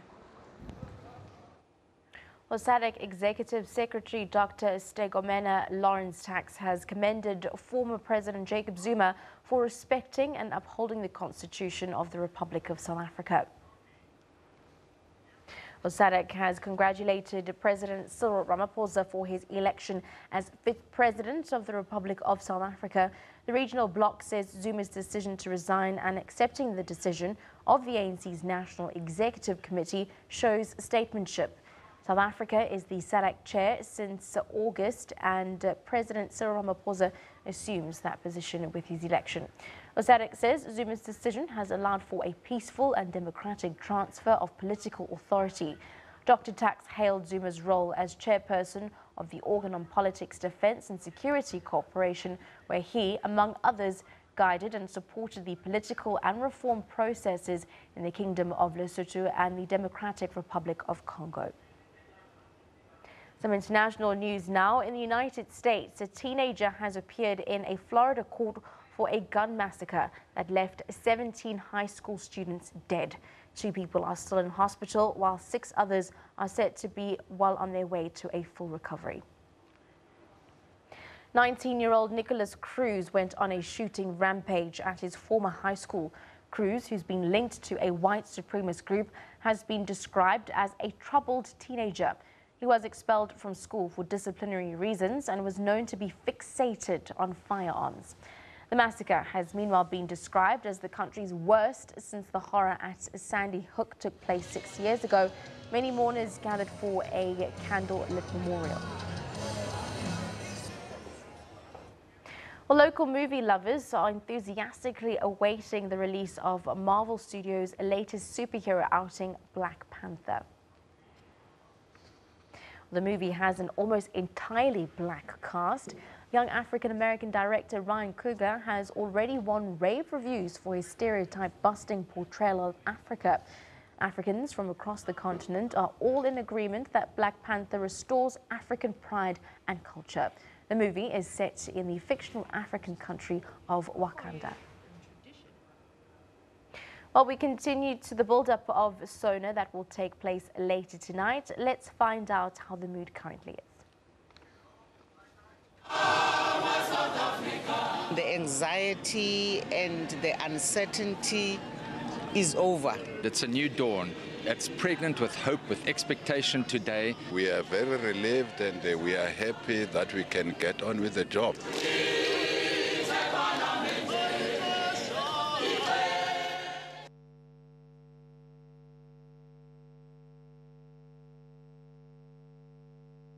And of course, before we do anything else, we need to let you know that, yes, sports is coming up. It's a 11:15, and we want to find out from you, what are you looking forward to in this weekend's sports? I do know a couple of you have actually been interacting with us in the Twitter sphere. Let's see what you're saying about what you're looking forward to in terms of sports. We've got Barry Martin who says, Super Rugby. I'm looking forward to Super Rugby this weekend, especially the Stormers. Let's see Siya Kolisi with the captain's armband, what they're going to do. Pastor Ama Mingaville says, looking for a draw between Khompela and Benny McCarthy. Yes, that's what we've got for you. Quite a lot happening. And Siafana says, I'm looking for another win for my team. Kaizer Chiefs will meet Cape Town City tomorrow at F&B Stadium.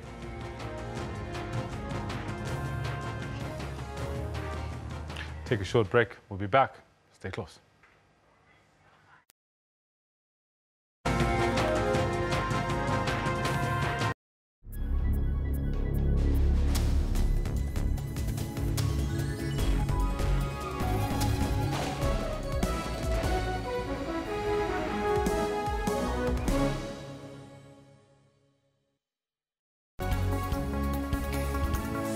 News at 9. We go beyond the headlines of the day's breaking news to bring you all the angles and in-depth analysis of stories. We go beyond the surface, including on how it will impact your life.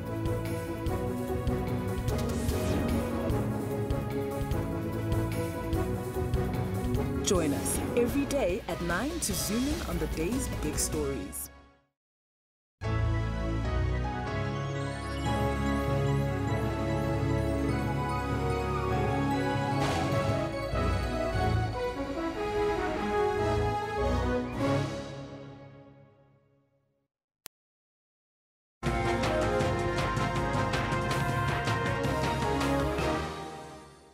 Welcome back. Lions and Springbok captain Warren Whiteley returns to competitive rugby in South Africa this weekend when he leads the Lions against the Sharks in a Super Rugby clash in Johannesburg.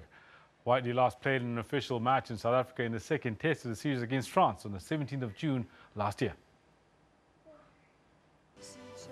Whiteley missed the very next test against France on his home ground after a last-minute withdrawal due to a pelvis injury.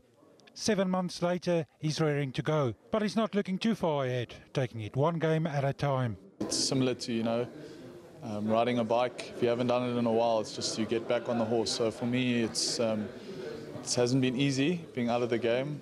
Obviously very passionate about playing, so it's really nice after 7 months, to play again, especially in Super Rugby. I have played a couple games already, so it's nice to get a crack at Super Rugby again. The Lions team for Saturday shows 4 changes from the regular playoff 15 in last year's competition. Ruan Combran, Courtnall Skosen and Jaco Kriel are injured, while Ruan Ackerman is playing club rugby in England. The core of the team is still intact, but they still see Saturday as a completely fresh start.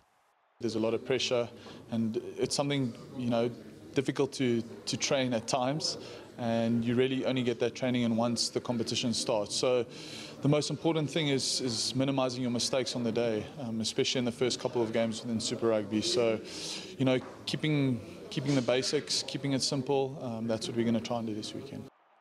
Kick-off is just after 5 o'clock on Saturday afternoon. Harry Olivier, SABC News, Johannesburg. Right, as you all know, the PSL comes back into action. Yes, the Nedbank draw was done yesterday, but now it's PSL action. Let's have a look and see what's happening over the 3 days of ABSA Premiership fixtures. All right, seems as if our fixtures are not going to be agreeing with us right now. We'll make sure we bring those to you in the next hour. Now, the ABSA Premiership resumes this evening after giving way to the Nedbank Cup over a week ago. In the pick of the weekend matches, Kaizer Chiefs will host Cape Town City at the FNB Stadium on Saturday night. But before that, there's a KwaZulu-Natal derby, which the AmaZulu take on Maritzburg United at the Herigwala Stadium tonight. The KZN teams are keen to consolidate their positions in the top 8 of the log. With just 10 matches left this season, the fight for a place in the lucrative MTN 8 competition will intensify. AmaZulu are currently in 8th place with 26 points from 20 matches, while Maritzburg United have 28 points after the same number of matches. The team of choice is 6th on the standings. This evening's match between the two kicks off at 8 o'clock.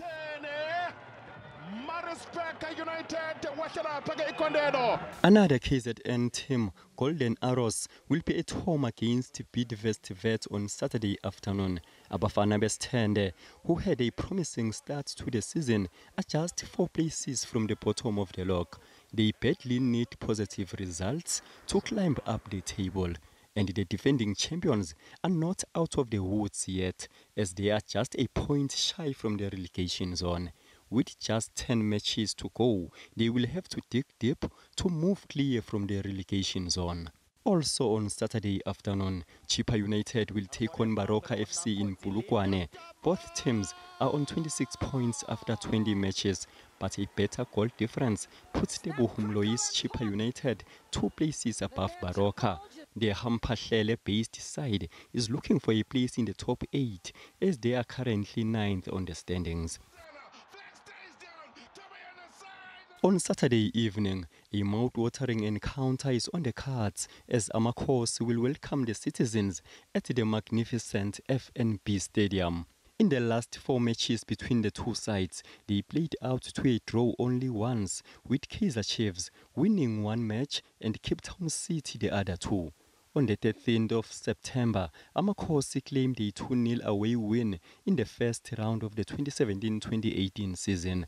Come Saturday, fans will be watching with interest who will leave Nasrec with the broadest smile and the points, Benny McCarthy or Steve Hompela. Mtutuzi Ndlovu, SABC News. Right now, just before we played you that clip, here's a quick look at what I promised you about just a rundown of what we've got over the weekend. I'll leave it up there for you to just have a look at quickly. Maritzburg, and tomorrow, Baroka against Chipa, Golden Arrows against Wits. In Cape Town City, they play Kaizer Chiefs, are practicing for their match against Orlando Pirates, I guess, in the Nedbank Cup. Now, Bloemfontein Celtic against Polokwane City, that at the Dr. Mulimela Stadium on Sunday afternoon, 3:30 p.m. Now, Austrian Matthias Meyer won gold in the men's Super G at the Winter Olympic Games in Pyeongchang to end Norway's grip on the event. It was Austria's first gold medal in the competition in 20 years. Elsewhere, South Korean Yoon Jung-bin became the first athlete outside Europe or North America to win an Olympic sliding medal. Yoon clinched the host nation's second gold medal at the Games after winning the men's skeleton event.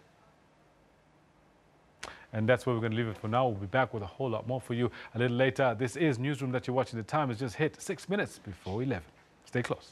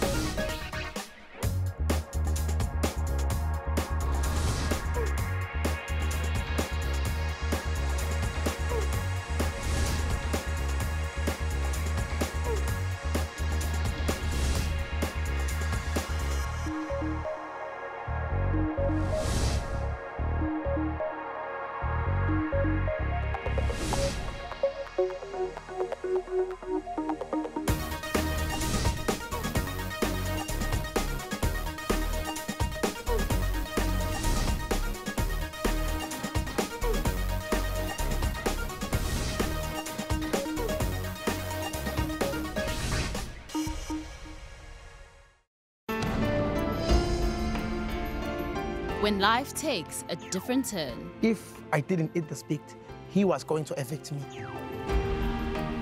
Your will to persevere is ignited. I'm not a professional speaker, but I'll try my best to give you a word of inspiration. He was just trying to provide for his family. If you can't accept it, change it. If you cannot change it, accept it. And a new story begins. I made a resolve to myself. I'm learning something new. Bupilong, every Friday at 5:30. Be part of the life-changing journey. We cross live, give updates and cover sport. The observer missions, what are they saying? It will be a very difficult announcement to make, to say whether these elections have been free and fair. 1 in every 100 people are diagnosed with arthritis daily. In an effort to raise awareness, a handful of elderly women, they took to the streets of Soweto to stretch their fight against the ailment. Western Province upset the Sharks by 33 points to 21 to be crowned the 2017 Currie Cup champions at the Kings Park Stadium. In Durban.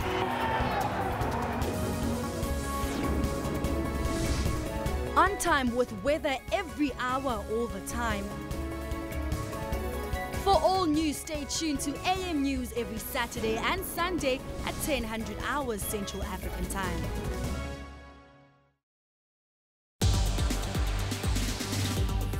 Technology is used for both positive and negative. Some governments block the internet in times of protest. With this internet blackout, it's impossible for me to do it, so I have to travel to Douala. This act is a true violation of the rights of citizens. In Africa, people are always coming up with innovative ways to use technology to solve some of their problems. The more interesting piece of technology is actually the artificial intelligence. AI, it's utilizing data to make your life easier. On Network, we give you Africa's technology and social media news. For all your technology news, join Siphumelele Zondi every Saturday at 17:30.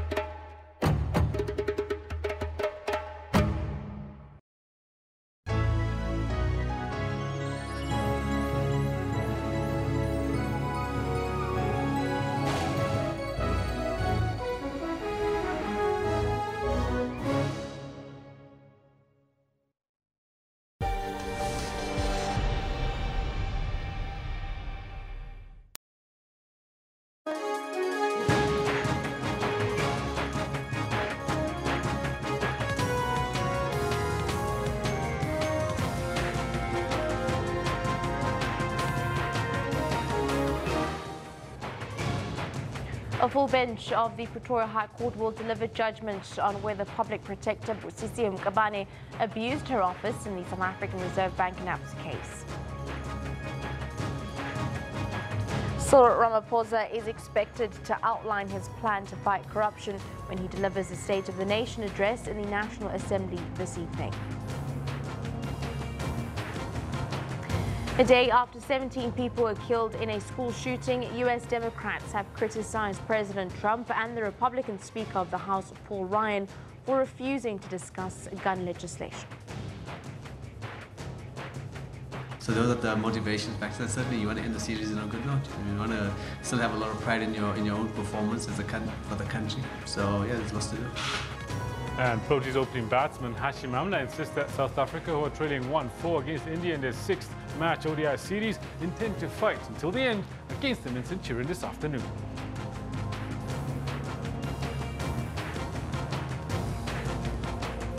Hello and welcome to Newsroom. I'm Shante Yankees coming to you live from our Auckland Park studios in Johannesburg. In this last hour, we're going to be giving you live coverage from different parts of South Africa about your solar expectations and a preview ahead of South Africa's Black Panther premiere. Of course, Kendall Makmaise is also standing by with some of our sporting highlights. Very good morning to Kendall. What are you expecting? I'm expecting to be watching Black Panther tonight. I don't know about you, but besides that, there's a whole lot of sports, a lot of cricket, a lot of football on the go. So make sure you stay with us. I won't be talking about Black Panther. I'll be talking about exactly what's going to be happening in the field of sports. So stay close.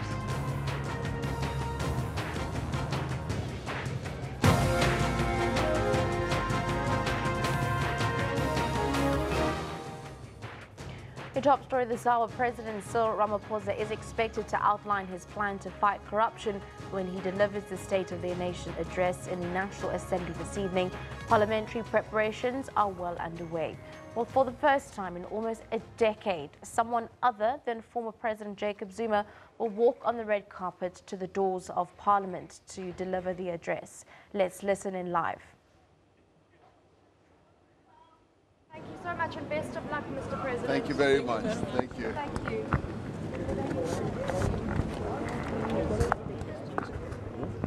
Oh, well, we just missed it there. Cyril Ramaphosa addressing media. Of course, he is in Parliament. He's in Cape Town. We will cross to our reporter, Abra Barbia, who will be giving us more details as to what the new President Cyril Ramaphosa has said. For now, though, in some other news, the High Court in Pretoria has dismissed the public protector findings that the public was prejudiced by government and the Reserve Bank failure to recover the 3.2 billion rand from Bancorp Limited and ABSA.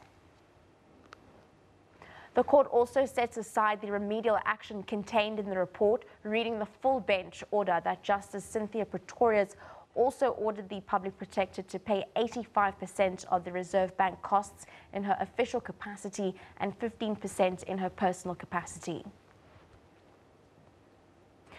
While we continue with the build-up to SONA that will take place tonight, let's find out how the mood currently is.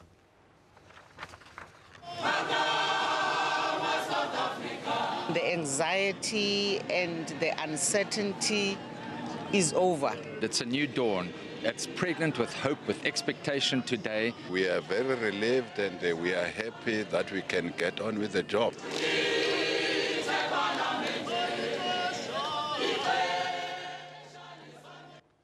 Well, to get a sense of what is happening in Cape Town in a build-up to, of course, the 2018 State of the Nation address, we are joined once again by SABC reporter Abra Barbara. Very good morning to you, Abra. Of course, we just missed Cyril. It seems as though he was addressing the media, possibly making his way in. Can you give us any more updates on that?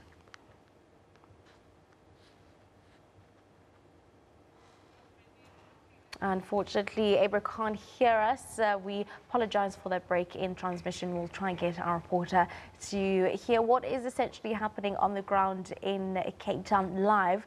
For now, though, opposition parties have warned that Ramaphosa should know that his term is not going to be a walk in the park.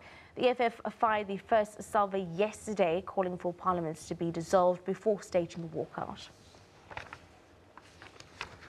believe that when one is elected in this type of position, you basically become a servant of the people of South Africa, and I'll seek to execute that task with humility, with faithfulness, and with dignity as well. We have a leader who, in his DNA, will at all times and has at all times been of service to our people. We don't have a Jacob Zuma problem, we have an ANC problem. And I want to say this, that this is a moment in our country where we must move Section 50 and go back to the people of South Africa and ask them for a fresh mandate, so that we can bring a new beginning to South Africa. An illegitimate parliament which has violated the constitution and did not execute its responsibilities cannot be the one that elects amongst itself a person who is accused of the same things. On behalf of the Congress of the People, to raise an objection against the nominated candidate who has already been found by the Constitutional Court to have violated his oath of office, not once, but multiple times. We trust that in the execution of your duties, you will do the right thing. You will get rid of the scourge of corruption. You will inspire hope in all South Africans and international investors. You will remove from your cabinet all those who were allegedly involved in state capture and incompetent ministers. Unemployment has gone down by only 1%, but 26% is not good enough. That shows that there's a lot that needs to be done.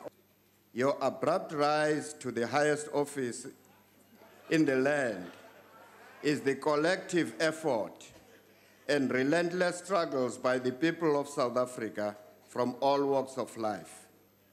Your predecessor was known for the fact that he blamed the white people for everything that went wrong in this country. You hear what your colleagues are saying. I want to say to you, the white people will see whether you're going to promote unity or whether you also going to blame them for the inabilities of the ANC. Well, of course, it's all things SONA 2018 as we await for that prelude into SONA 2018. Abra Barbara has been giving us all the updates from Cape Town and outside the parliamentary precinct as to what we can expect. Abra, just a couple of moments ago, we saw Cyril Ramaphosa. Any views or highlights that you can give us on that quick briefing that he had with some of the media? Shante, indeed. It was a very impromptu visit to the red carpet from President Ramaphosa. Nobody expected it.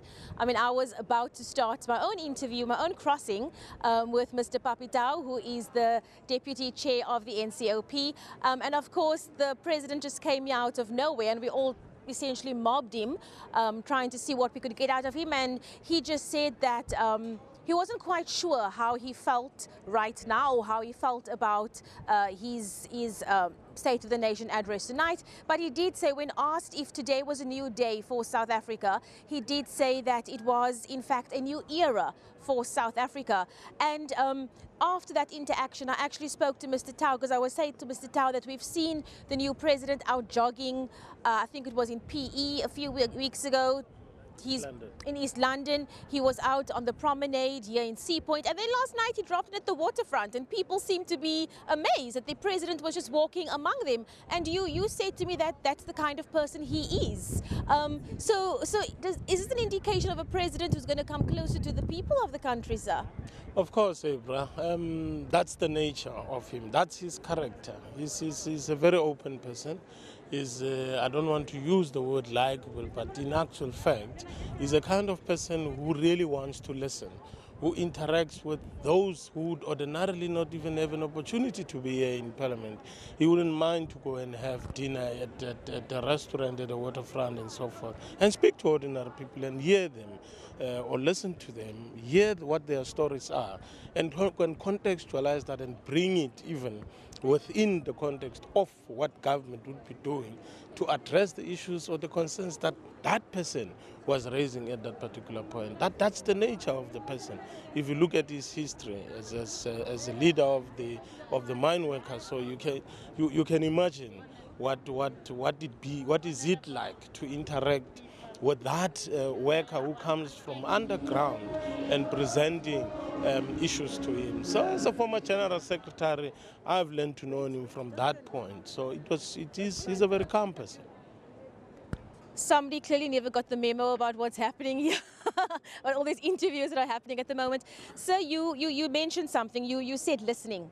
He's someone who can listen, and that's actually been a key highlight since his address yesterday, is that he actually addressed every single opposition party speaker. And that seems to be something that is desperately needed, is a ruling party who listens more. So this is something that you would agree with, and again, is this something that we can expect more of? That's the nature of the African National Congress, if you have to put me in that situation, because that's how many of us have been nurtured. That's how many of us have been taught in the movement to understand and to be able to listen to what the actual problems of people are.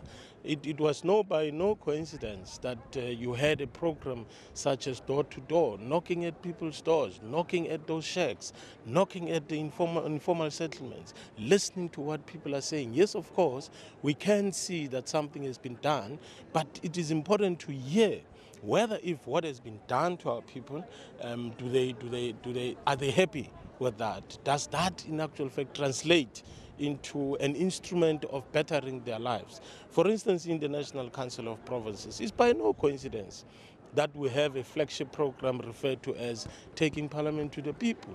It is for that reason, to go out there, not only to be here in Cape Town, to go out there, listen to our people, feel, be with them. Are they happy?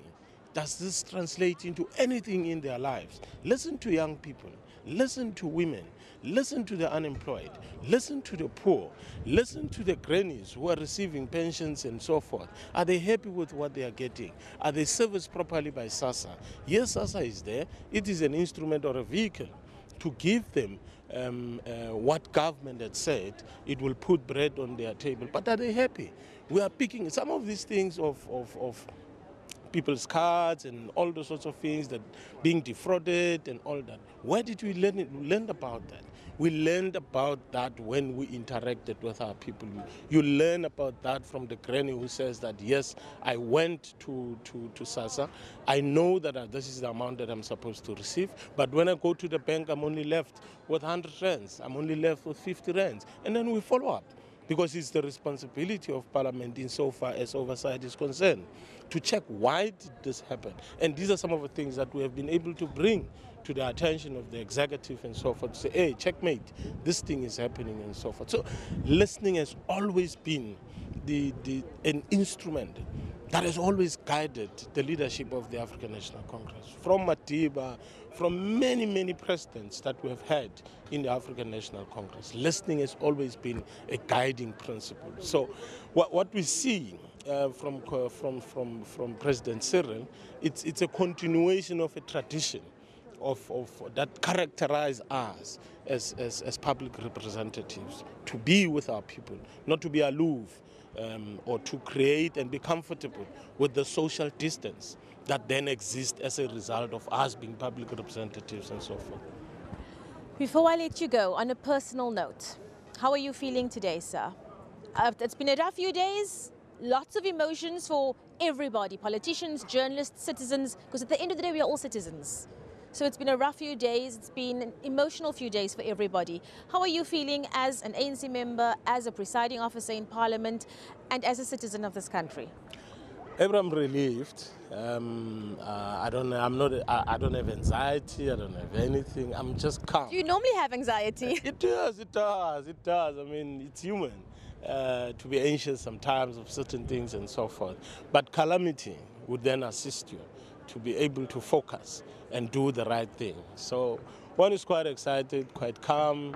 You must also remember that this comes after a long period of investment in preparation for this day, only to be requested last week that we can't have the event, it must be postponed for a week and so forth. So everybody now is what is happening and so forth. But now that the wheel is starting to roll, it is in actual fact rolling. We are getting there. The parliamentary program is not going to be affected. The budget cycle is not going to be affected. We are going to continue and improve the lives of our people, build our economy, build social cohesion, and ensure that our country grows to be the kind of country that we have. We build and strengthen the consciousness of our people insofar as patriotism is concerned. Love for your country, love for your fellow country or citizen, love for the continent, the love for the globe and so forth. Because we are interconnected, whether we like it or not. I was saying to somebody yesterday that if there's one thing that we need to appreciate, it's not to judge any human being, but rather to appreciate that there's one thing that brings us together, which identifies us as a common people, which is the color of our blood, which is red. Irrespective of your race, irrespective of your ethnicity, irrespective of your geographic situation and so forth, but the love for our people and to be citizens of the globe. Papi Tau, Deputy Chair of the NCOP, thank you so much for speaking to us. There you have it, Mr. Tau spreading the love 2 days after Valentine's Day, but he's still feeling the love. Shante, back to you in the studio. Okay. Thank you very much, Abra Bobby, giving us all the preludes that we can expect to come soon at 2018.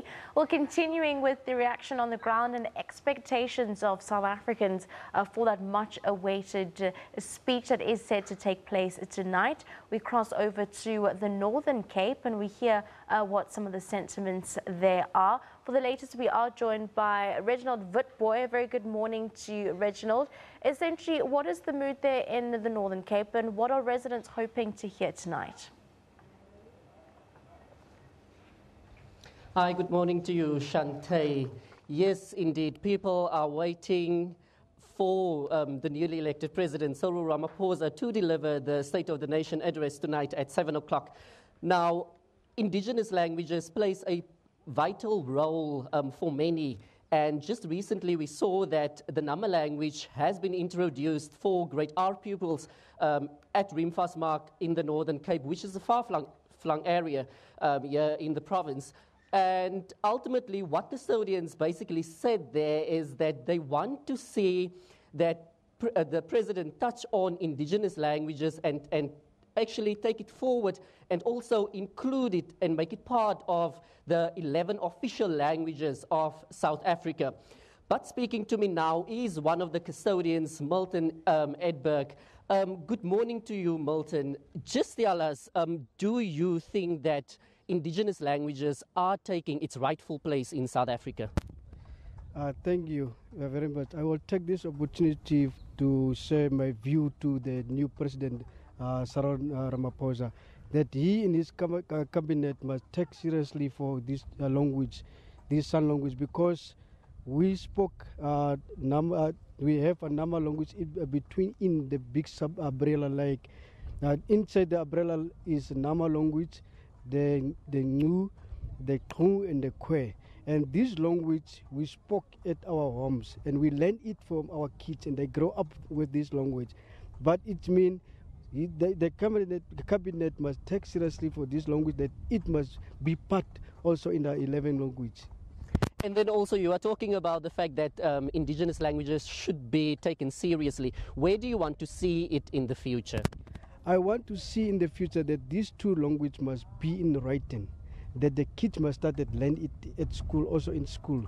Because there's some kids who are using this word between in Afrikaans and other languages. Now even they teach it at school, they can know how to speak their language. It's why I need that in the future, our the future general, future kids must know about this language, that this language must not, that we cannot lose this language. Thank you very much. Well, Shante, there you have it from one of the indigenous language custodians, Eden. Speaking about the language that should be taken seriously, and President Cyril Ramaphosa need to touch on this tonight on the State of the Nation address. The mood here in Platfontein is that people want to see the president speak about the economy, speak about job creation and so on. So they are going, they told me, some of them told me that they are going to watch out what the president will be saying in his State of the Nation address tonight, Shante. Thank you very much. Reginald Witboy in the Northern Cape, hearing some of the sentiments. And let's take a short break here on SABC Newsroom. Do stay tuned.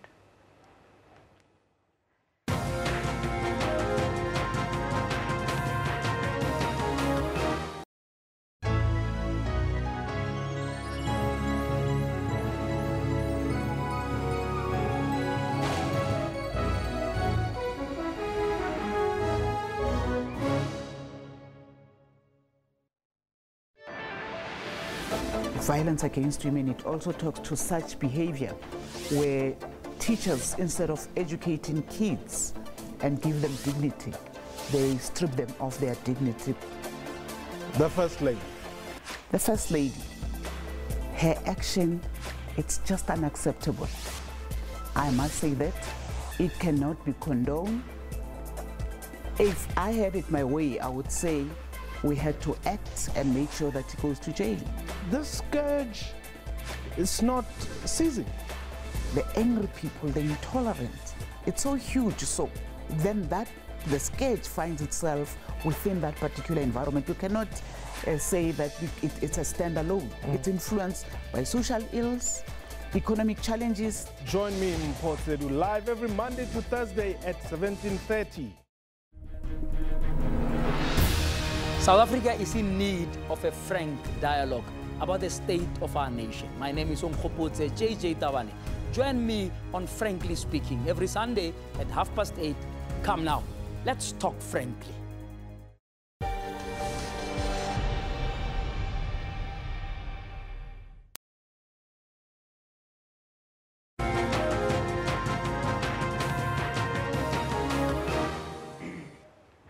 Well, that wraps up the news from beyond our borders now and back home. The State of the Nation is one of the country's most anticipated events.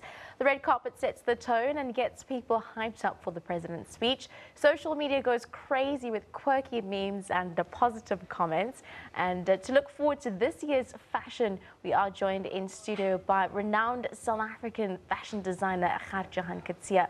Very good morning to you, Khad. Thank you very much for joining us in studio this morning. Thanks for having me. It's super exciting. It's the Sona again, so every year big red carpet about to happen. Definitely. So the last Sona, we saw one of your stunning dresses being featured, the yellow dress that everybody still remembers, the then public protector Thuli Madonsela. There we have it on the screen wearing that.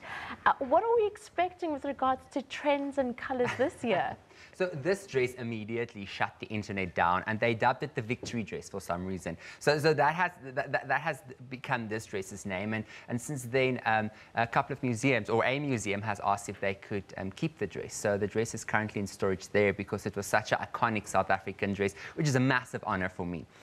This year, you know, the theme that I'm seeing is that the officials in previous years really wanted to stand out and be different and funny and very almost like avant-garde on the red carpet. Yeah. Since then, I'm seeing more and more people want to be more sophisticated. They want easy dresses. They don't want things that's going to be in their way. The red carpet is crazy, like we all know, because it's a very short red carpet with the whole country's media snapping at you. So the dress really needs to behave. So this year, I think we've pulled it back a lot. We've made really sophisticated dresses that's easy to wear and photographs very well. Now, we saw in the last Sona lots of color, pops of color on the red carpet.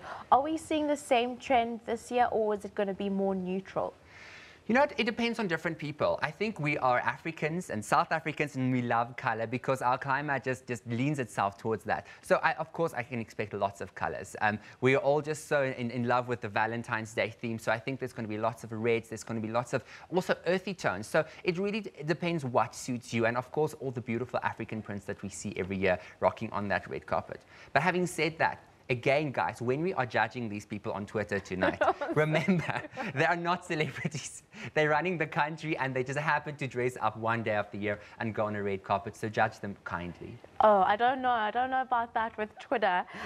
Let's also discuss, are you able to give us any information on any person that you'll be possibly dressing tonight? We are dressing a couple of people, but because also of the nature of the people, we unfortunately cannot say who we will be dressing because it's private, and you know, they had the dresses custom made.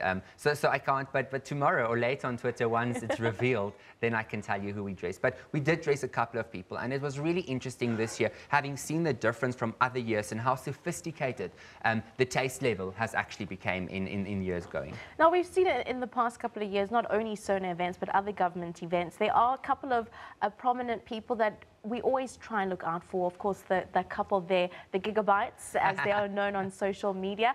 What other, prolific figures are we expecting, or should we look out for, and how they'll be dressed this evening? You know, I think Musi and his wife, Musi Masimane and his wife is going to be standing out. Will you be dressing them? Are you giving us a hint? I can't say anything. And then I think our new president, I think he's going to be the showstopper. I wish I was dressing the new First Lady. I think that would have been lots of fun, because I think they are going to be under the spotlight tonight.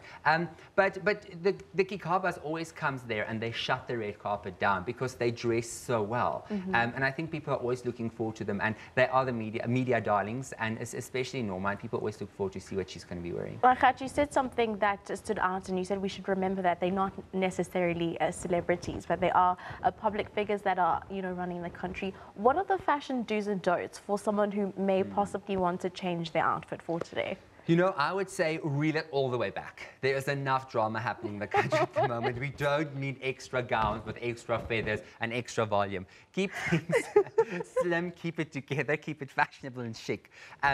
Don't go out there and wear everything at once. And that is the problem with people that don't do fashion for a living, as they tend to over-accessorize, over-dress, over everything. And the best thing is, having judged things like the JMB Met and other horse race events, I know when people get tired and they're not normally dressing up, the shoes are the first things that come off. And that is, for me, just keep it till the end, wait until you're in the car, and then take your shoes off. And lastly, apart from the women and what they'll be wearing, what about men? What fashion advice do you have for our men? I don't know if you've noticed, but South African men has really stepped it up in the last couple of years. They're really dressing so well. We have some amazing South African designers that do such amazing menswear things. So I think we're going to see lots of like jewel tones. I think we are all tired of the black and white and the navy suits. So I'm hoping to see some emerald greens, maybe some deep purples, as that is the color of the year. So I hope they surprise me and they keep it formal, keep it tight, but really pop of color a little bit. Definitely. Thank you very much for joining us in studio. Of course, renowned South African fashion designer Jahan Katsia saying that keep the drama at home. South Africa has enough drama. We'll just have to wait and see what the red carpet brings tonight. Thank you very much for your time this morning. Thank you so much. Let's have a look now at some other news that has been breaking coming in this hour. Eskom's embattled executive, Matshela Koko, has resigned. He has submitted his resignation to the Paris State earlier today. The letter was read out during a disciplinary hearing against him in Sandton. Well, we'll continue. Let's have a look at your question of the day. And we're asking you, what do you expect from President Cyril Ramaphosa's first State of the Nation address? And these are some of the tweets coming in from Fanti saying, what's his plan to improve the lives of the unemployed and graduates? Erin says improvement of RAND and job creation, especially for the youth, zero tolerance to corruption.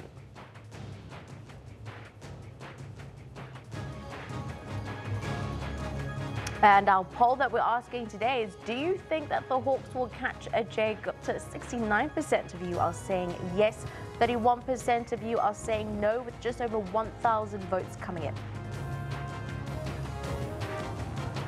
Barry Martin says, no, I don't think the Hawks will catch a J Gupta. Maybe other law enforcement agencies, because he's already out of the country.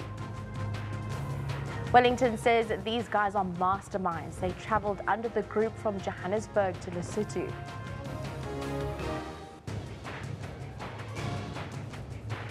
Let's take a short break here on SABC Newsroom. More when we come back.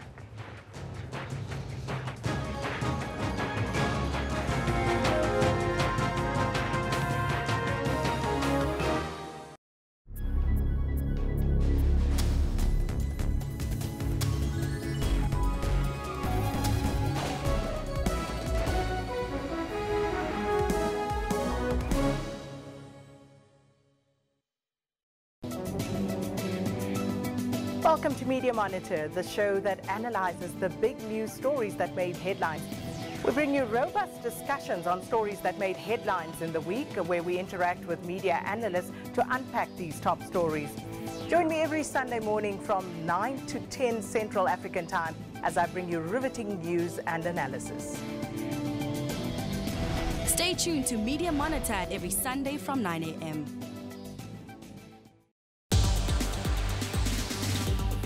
Technology is used for both positive and negative. Some governments block the internet in times of protest. With this internet blackout, it's impossible for me to do it, so I have to travel to Douala.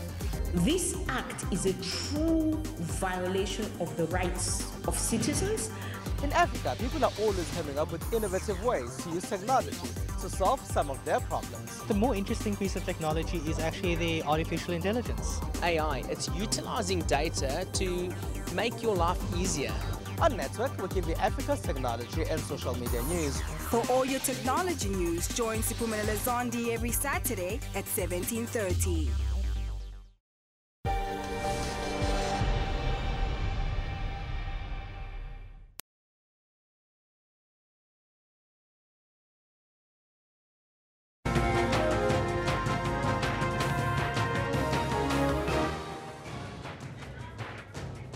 Archbishop Desmond Tutu has cited his disappointment at claims that Oxfam's staff indulged in sex parties as a reason for his decision to resign as a global ambassador for the British charity.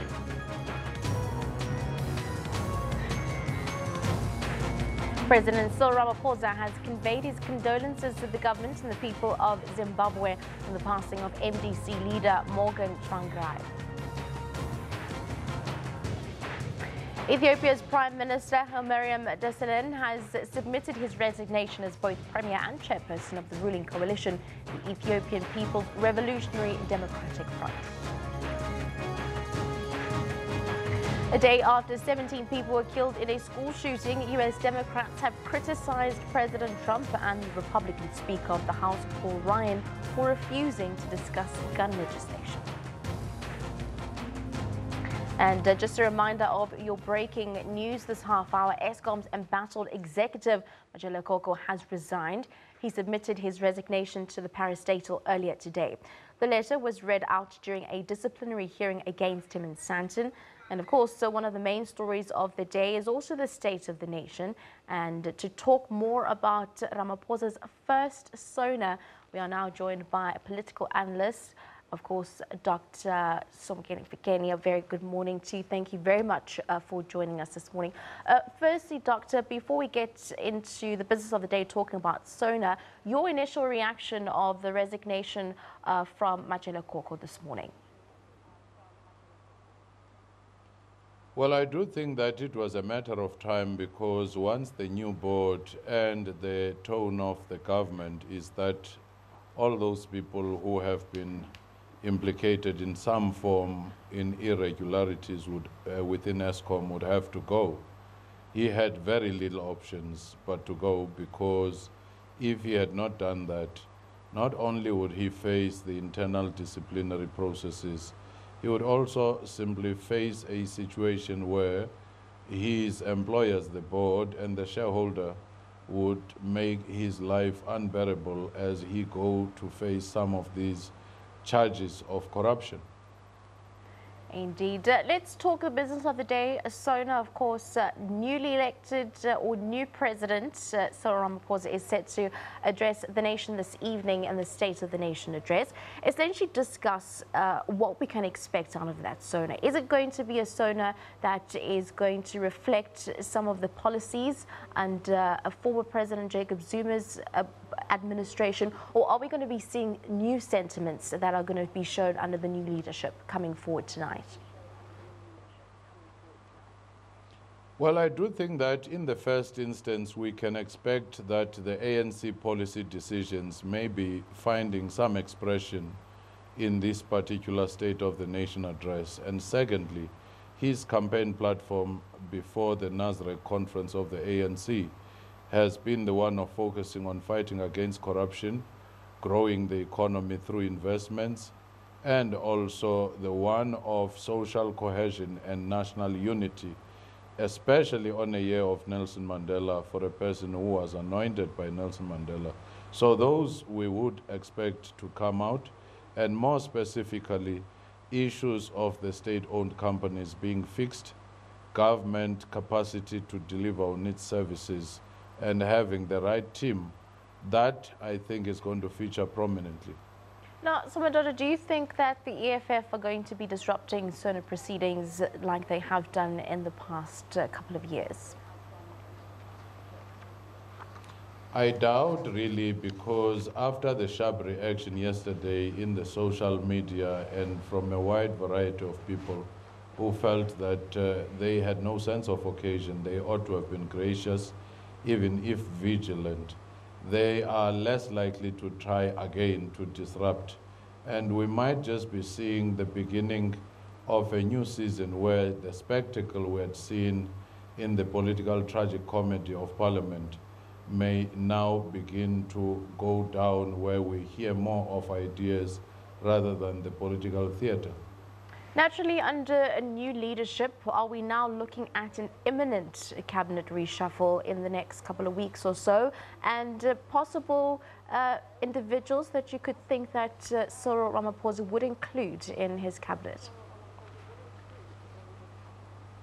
Without any doubt, once you say you want to start a new program, you also want to have a new team that you trust and that which you believe is capable of carrying your vision. And also, if you say that you are fighting corruption, those ministers who have been embroiled in a number of instances of corruption cases or allegations, then he may decide to take them off and make sure that he has a stronger team. But also within the same cabinet reshuffle, the issue of trying to bring in people who might have supported Nkosazana Dlamini Zuma, including Nkosazana Dlamini Zuma herself, in order to show unity. Those are some of the things we can expect. The affirmation of leaders from KZN to make sure that they have strong presence in the cabinet to compensate for their absence in the top six. Some of those things are things that we may see. Definitely. What else can we look forward to in President Ramaphosa's administration? I do think that we will see the campaign season first, which I think ANC has already started. Opposition parties may start. But one of the biggest things, he may try very hard to restore the Mandela era of hope, of reconciliation. But the other pressing issues of social and economic transformation will weigh heavily on his shoulders, because even the alliance partners like COSATU and the SACP would expect him to do no less, and some of those may even feature in the cabinet. The economy has been steady since Ramaphosa has been the leader of the ANC. Are we going to see this carry out throughout the next couple of weeks and days and see this trend continue? I do think that if he takes practical steps to reduce government inefficiency, demonstrate that he's fighting corruption, the goodwill will be there. If the right people are appointed to the right boards, the goodwill will be there that finally we're turning the corner, because we were on a downward spiral where governance issues, where corruption had become synonymous with what government and the private sector was doing. And just your sentiments there, former President Thabo Mbeki is saying that he feels that Cyril Ramaphosa is possibly giving hope and light to South Africans, but also not forgetting that Cyril Ramaphosa is a man of an organization and not necessarily an individual. What is your view on that?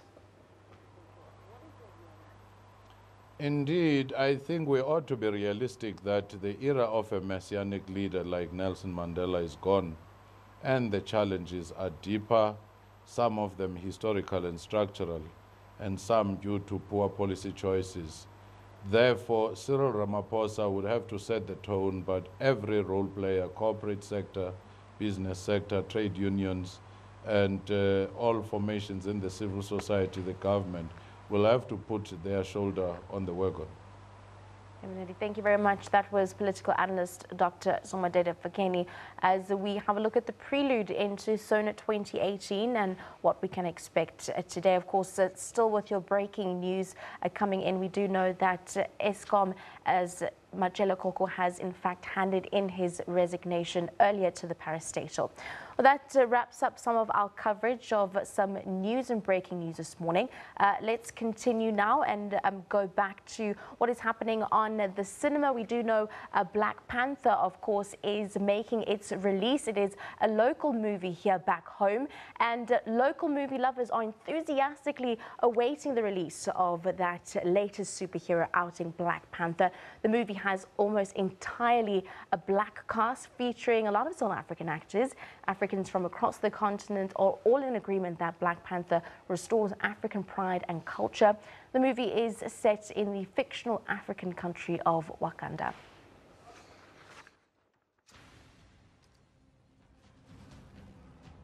Black Panther is a world leader. He has to look out for an entire nation.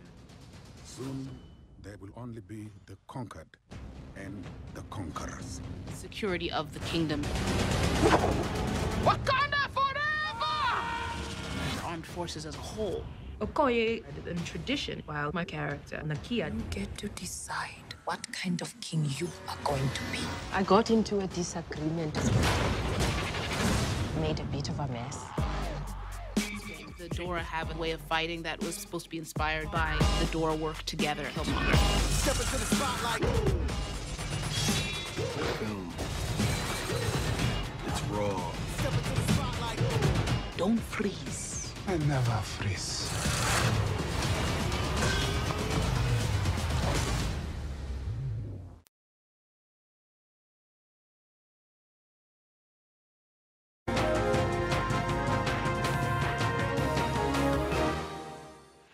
Wow, what a promo that is. Now, we move from Black Panther to talking about the Lions and how Springbok captain Warren Whiteley will be returning to competitive rugby in South Africa this weekend when he leads his team against the Sharks in a Super Rugby clash in Johannesburg. Whiteley last played in an official match in South Africa in the second test of the series against France. This on the 17th of June last year. Whiteley missed the very next test against France on his home ground after a last-minute withdrawal due to a pelvis injury. 7 months later, he's raring to go, but he's not looking too far ahead, taking it one game at a time. It's similar to, riding a bike. If you haven't done it in a while, it's just you get back on the horse. So for me, it hasn't been easy being out of the game. Obviously very passionate about playing, so it's really nice after 7 months. To play again, especially in Super Rugby. I have played a couple games already, so it's nice to get a crack at Super Rugby again. The Lions team for Saturday shows 4 changes from the regular playoff 15 in last year's competition. Ruan Combran, Courtnall Skosen and Jaco Kriel are injured, while Ruan Ackerman is playing club rugby in England. The core of the team is still intact, but they still see Saturday as a completely fresh start. There's a lot of pressure, and it's something, difficult to train at times, and you really only get that training in once the competition starts. So the most important thing is minimizing your mistakes on the day, especially in the first couple of games within Super Rugby. So, keeping the basics, keeping it simple, that's what we're going to try and do this weekend. Kick-off is just after 5 o'clock on Saturday afternoon. Harry Olivier, SABC News, Johannesburg. And of course, also on our radar for this weekend is how the Absolute Premiership will be taken back to our screens as well as our sporting fields this evening after giving way to the Nedbank Cup over a week ago. In the pick of the weekend matches, Kaizer Chiefs will host Cape Town City at the FNB Stadium on Saturday night. But before that, there's a KwaZulu-Natal derby this evening with AmaZulu taking on Maritzburg United at the Herigwala Stadium, and it should be fun. The KZN teams are keen to consolidate their positions in the top 8 of the log. With just 10 matches left this season, the fight for a place in the lucrative MTN 8 competition will intensify. AmaZulu are currently in 8th place with 26 points from 20 matches, while Maritzburg United have 28 points after the same number of matches. The team of choice is 6th on the standings. This evening's match between the two kicks off at 8 o'clock.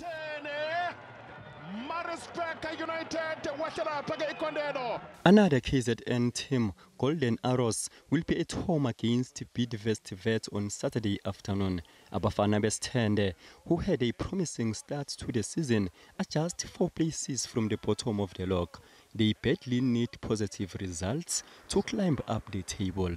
And the defending champions are not out of the woods yet, as they are just a point shy from the relegation zone.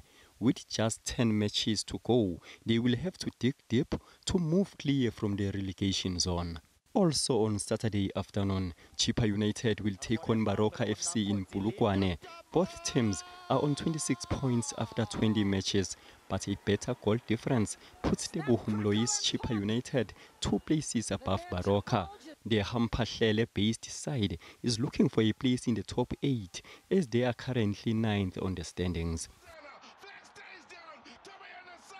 On Saturday evening, a mouth-watering encounter is on the cards as Amakhosi will welcome the citizens at the magnificent FNB Stadium.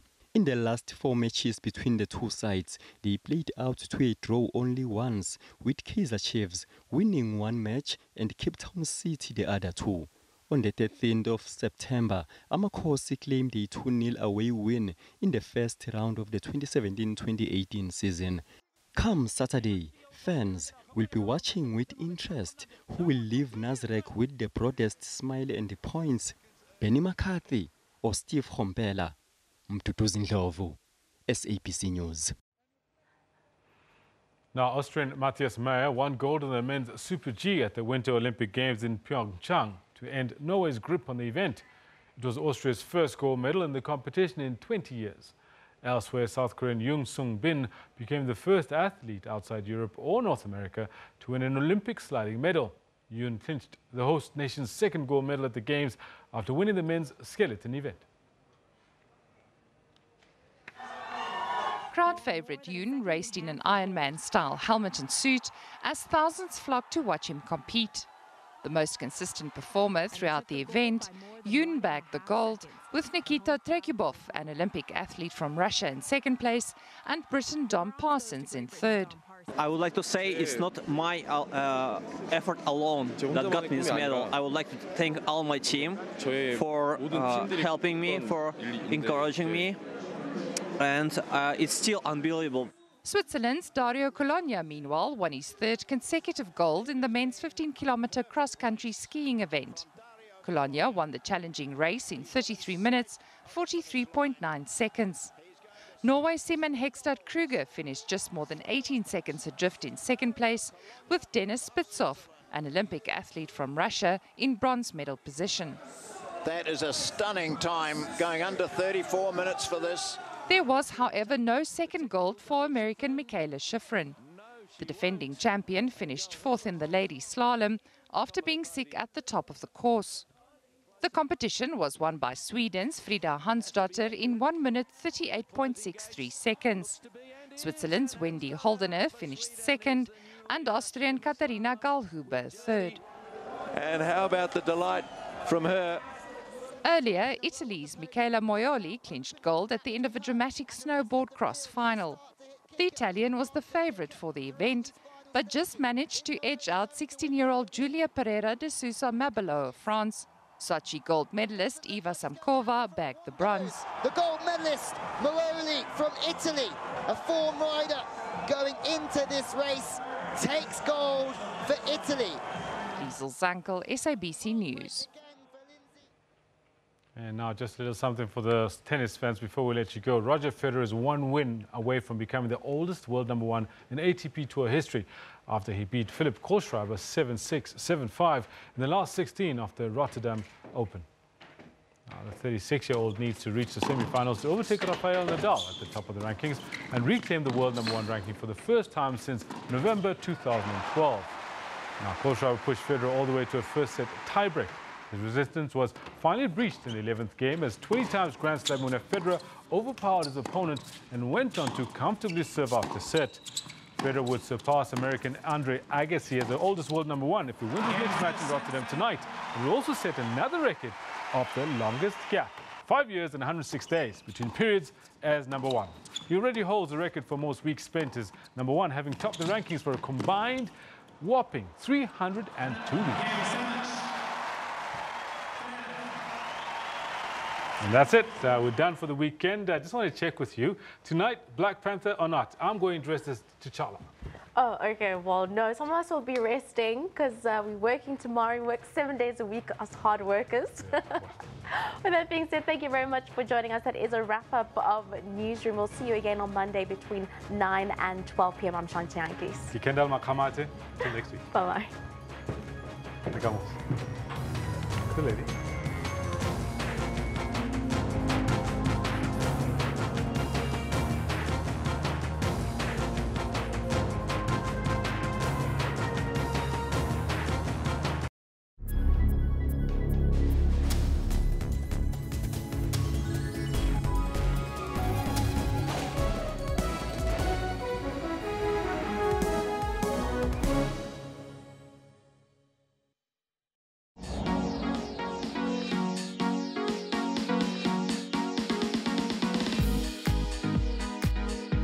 I feel the real person. And it's nutritious and delicious.